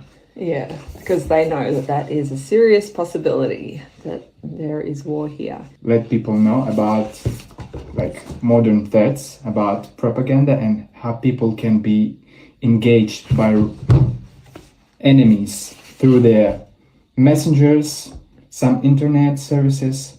They can promise something new, something like money. It says easy money. Yes. Easy money, like, hey, make some money, tell us what's happening with the, the movements of your military. I'm talking about shelters, that, when to go to the shelter. Have a bag packed, ready to go. Do they recommend that we should have this ready now? Yes. You have to be ready for any situation. You should have radio, torch, some medicine, some amount of water. And they also tell them to clean out their their basement as well Why? for shelter, bomb shelter. Oh, dude. Big update in the legal world. Okay, and then this one was just basically like these lawyers using ChatGPT to It's not you're not protected by attorney-client privileges. Exactly. Whatever you put in there. Exactly. So the lawyers like So your how AI do I lawyer argue this literally one? doesn't have to.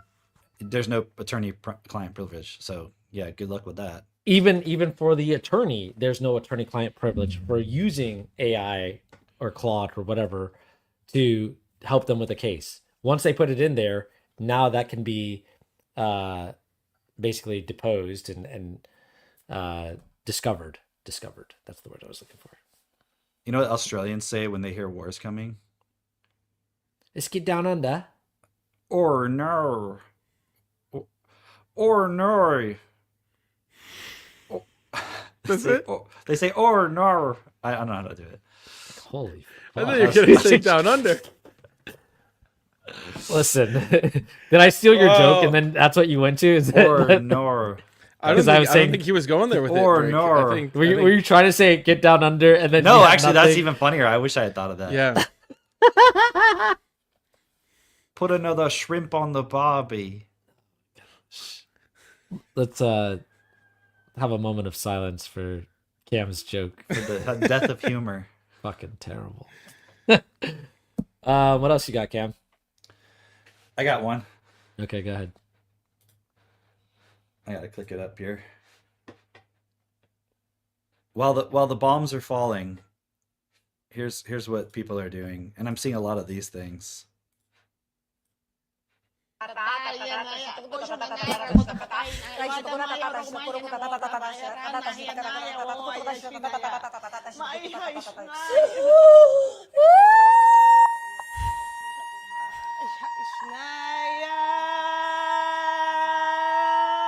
Comment for more info.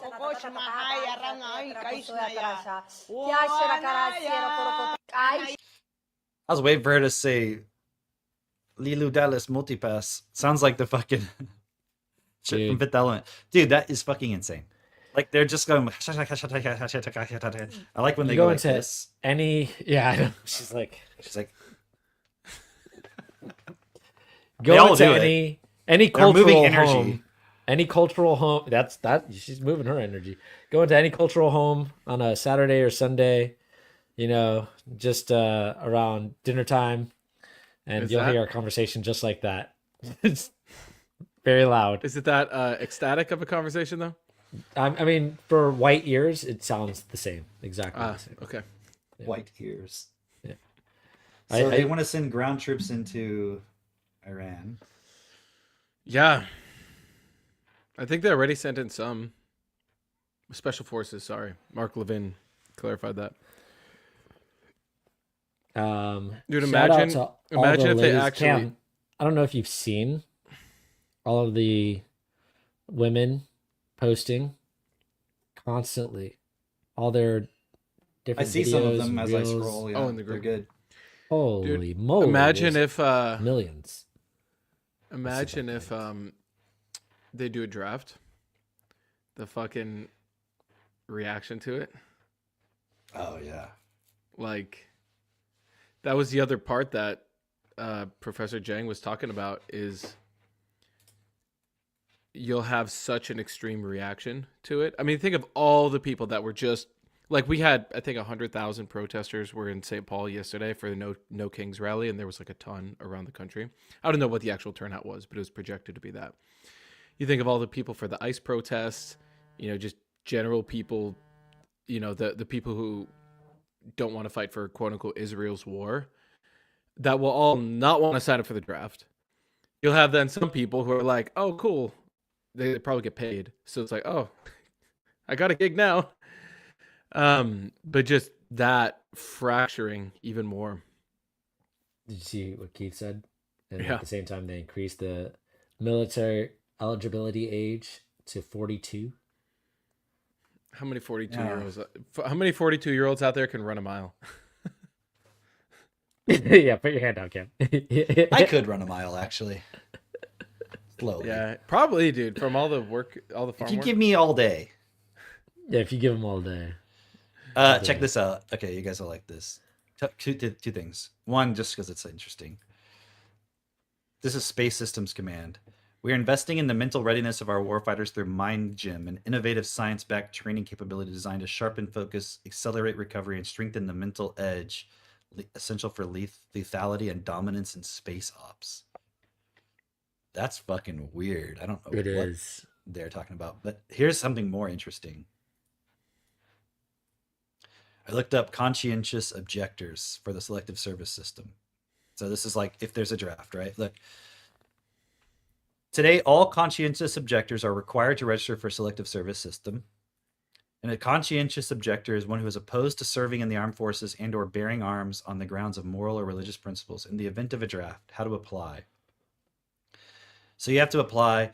You have to provide written documentation or include personal appearances of people who know contest his claims.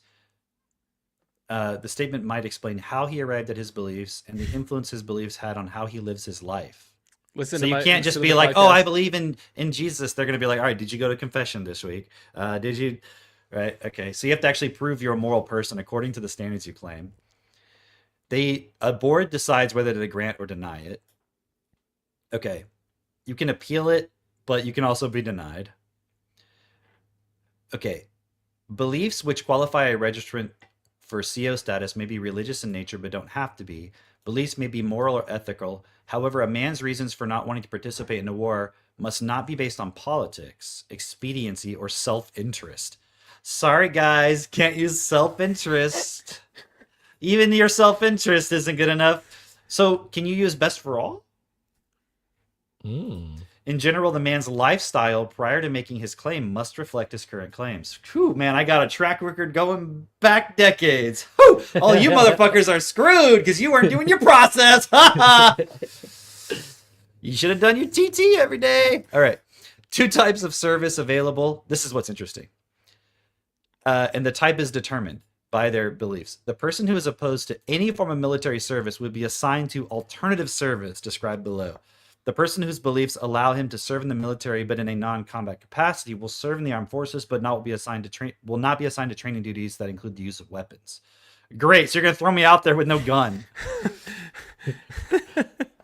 Conscientious objectors opposed to serving in the military will be placed in the Selective Service Alternative Service Program. The program attempts to match COs with local employers. Many types of jobs are available. However, the job must be deemed to make a meaningful contribution to the maintenance of national health, safety, and interest. And, oh God, you got to go work in a damn daycare or an old folks home. Length of Education. service There we in go. the program will equal the amount of time a man would have served in the military, usually 24 months. So I just thought you could object and just be like, all right, I can chill at home. Nope. Added some. So you object, go to well, daycare. so you can either go to war or you can be a Technotutor distributor and educate your community. Or you can stop the war. Hey, if all, what is it, like 40 million Catholics right now stood up and we're going in the U.S. alone. Remember, I'm pulling a Madeleine O'Hare over here, right? Yeah. If y'all truly objected to the war, or let's switch it, because maybe they wouldn't give a fuck, right? Maybe they would say, well, the evangelicals are on our side. If all the evangelicals stood together, instead of giving sermons about why the war should continue, you were like, no, we're not voting for another Republican ever again if you guys don't stop this war. How quickly would it change? Dude. So this is that point where, like, and so the fascinating thing is, if you try to use God as a way of like, no, we should be loving, well, you got a whole giant amount of conservative Christians rather who are like, no, we want the war. So now to say like, well, religion, it's not a bad thing, like it doesn't have these effects you're saying, bullshit. They should have it like if you ever advocated for the war, that was like a vote in the column that you should go to the front lines. I'm gonna start my own kick stream and compete with mine. Yeah. Dual streaming. Don't You can don't watch do it both at the same time. I'm gonna see if I can get more than on the meta glasses. more viewers than you. More- Go for it. What's your viewer count right now? 10? Yeah. Hey, but I'm when gonna I see if I- re-uploaded on YouTube, I had people going like, "Dude, you're so spot on. This is really cool." Oh, that's random, cool. random people. So that was Oh, cool. that's So I am cool. uploading them. You don't have to watch it live. All right, fair enough. Yeah, but I'll Yeah, probably I'm- get 11 someday. I'm not gonna do it. I'm gonna guest appear on yours one day. Yeah, eventually I'll do like yeah. I'll have a whole thing planned out so you can follow along with me. Yeah, It'll be fun. it will be fun one day. What else? I have one more thing that's funny. Okay. I'm You also guys looking forward to like when you start taking calls. Is the on draft for men on the- and women, or is it just men? Good question.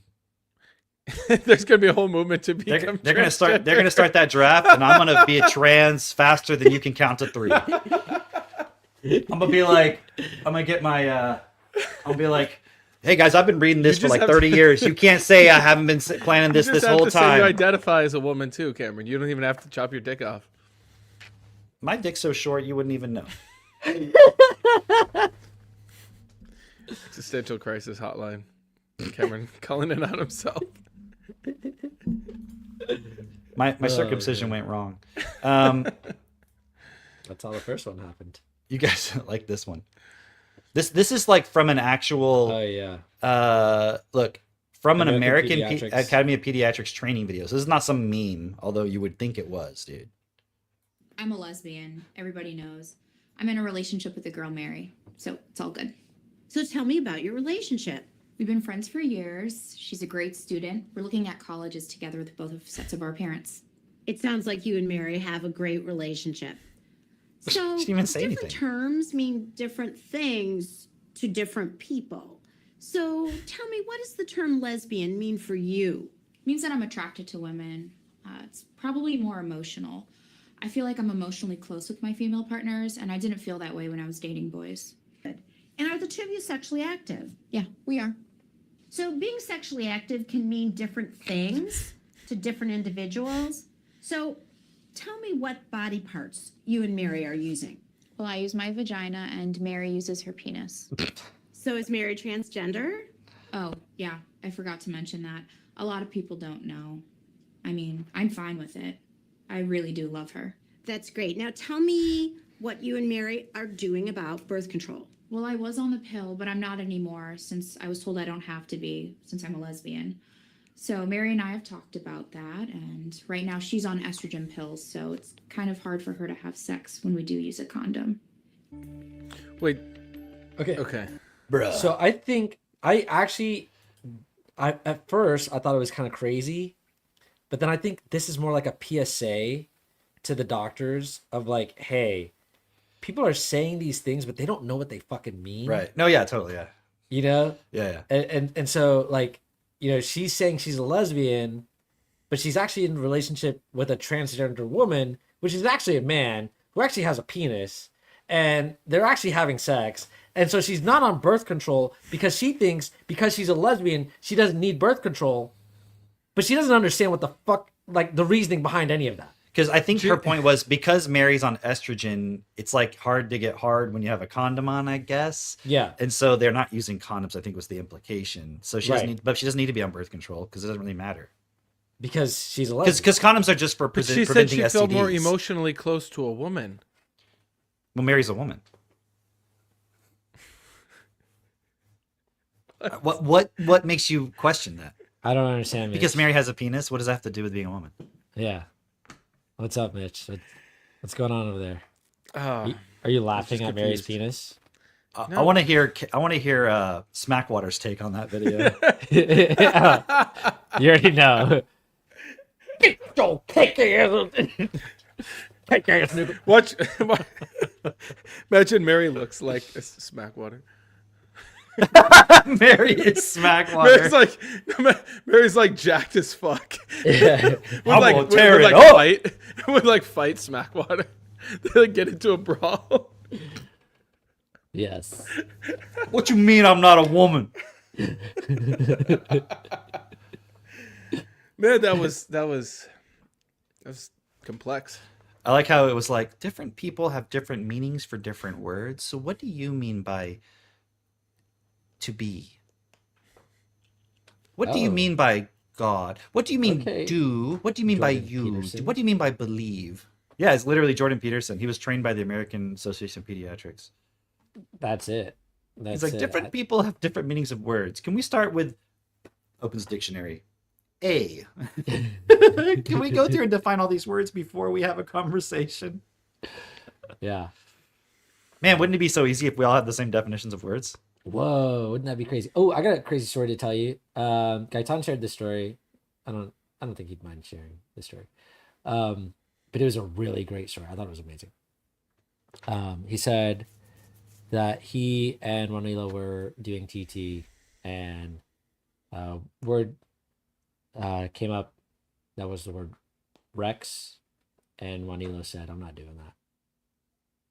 And Gaetan was like, "What's up? Why not?" And Juanilo said, "Because it's a nasty word." Gaetan's like, "Why is that nasty? What do you mean?" And he's like, "Well, you know, Rex." Like, what? It's like, where have you even seen this book? Where have you seen this word? Right? And Juanilo says, "In my book." So they go get the book, right? Gaetan's flipping through the pages, and on a certain page, there's the word Rex, right? Tyrannosaurus Rex, right?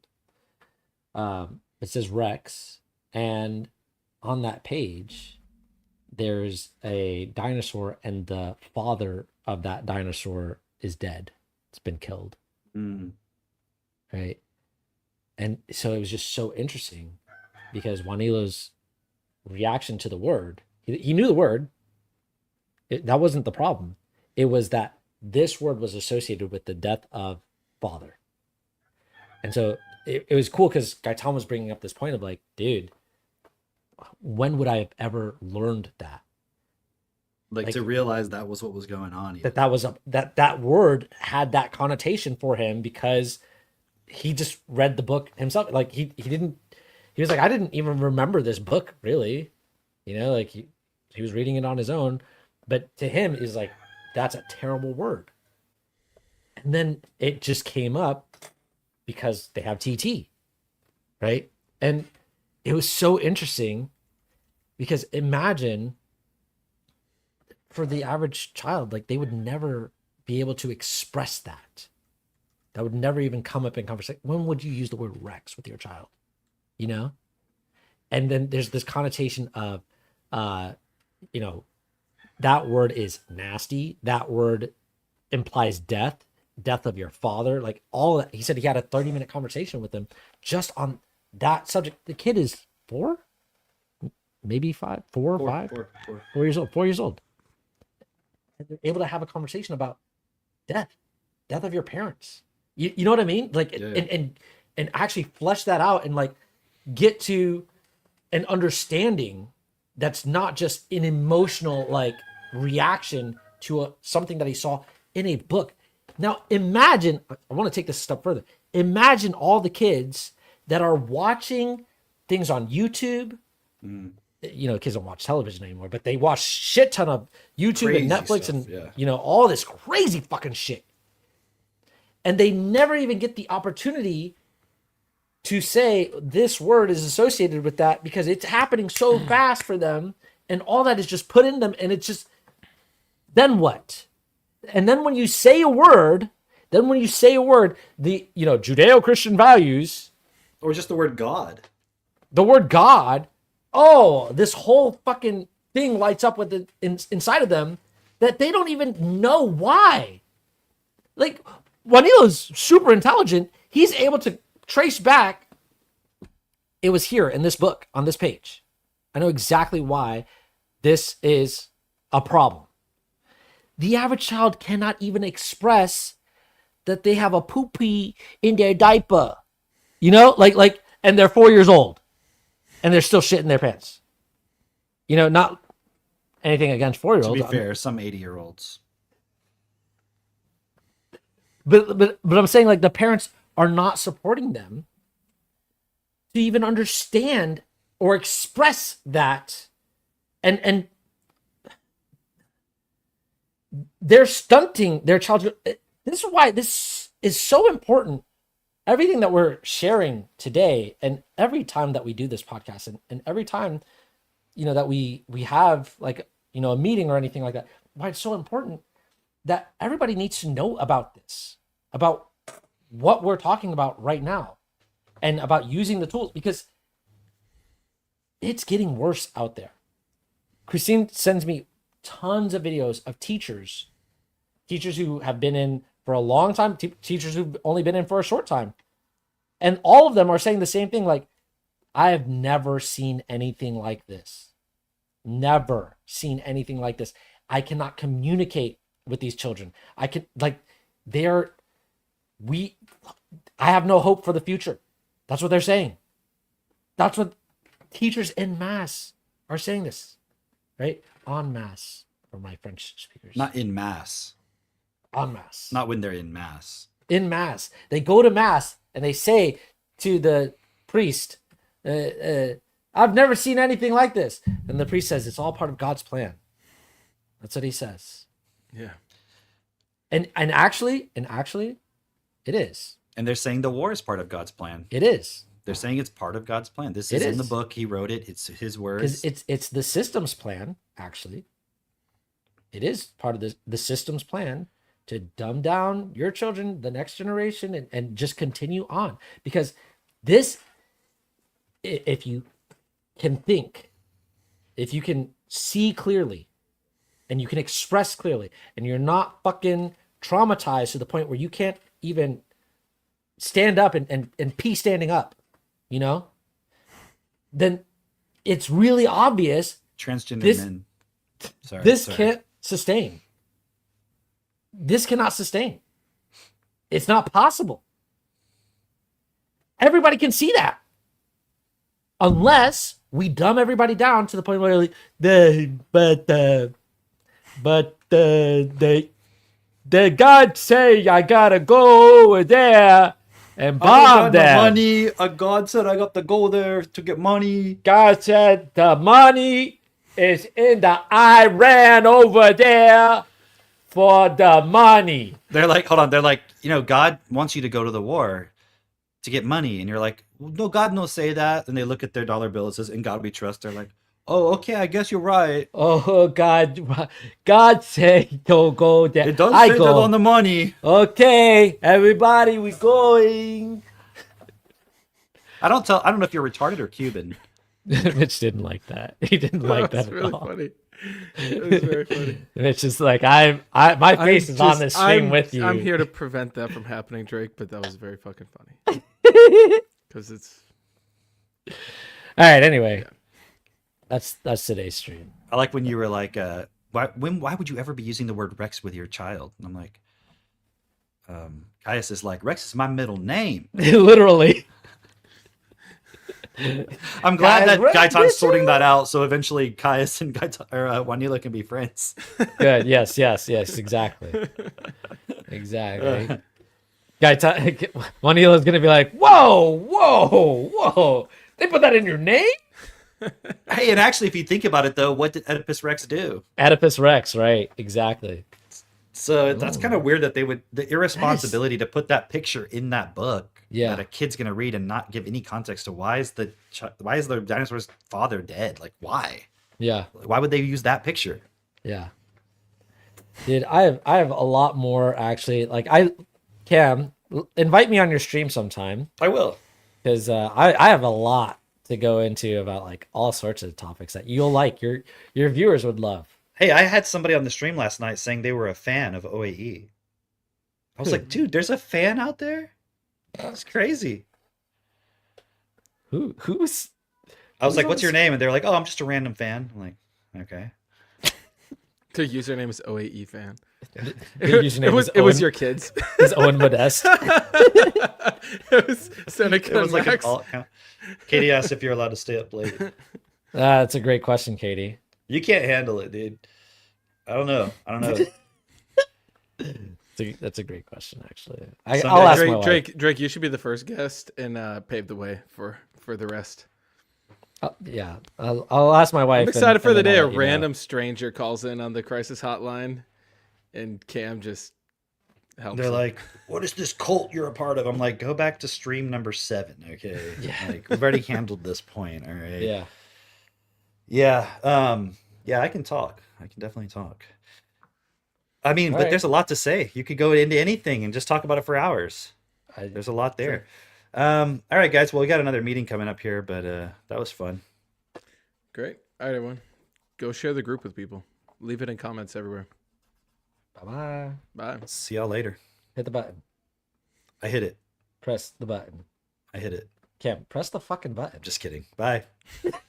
Self-perfected, making things clear.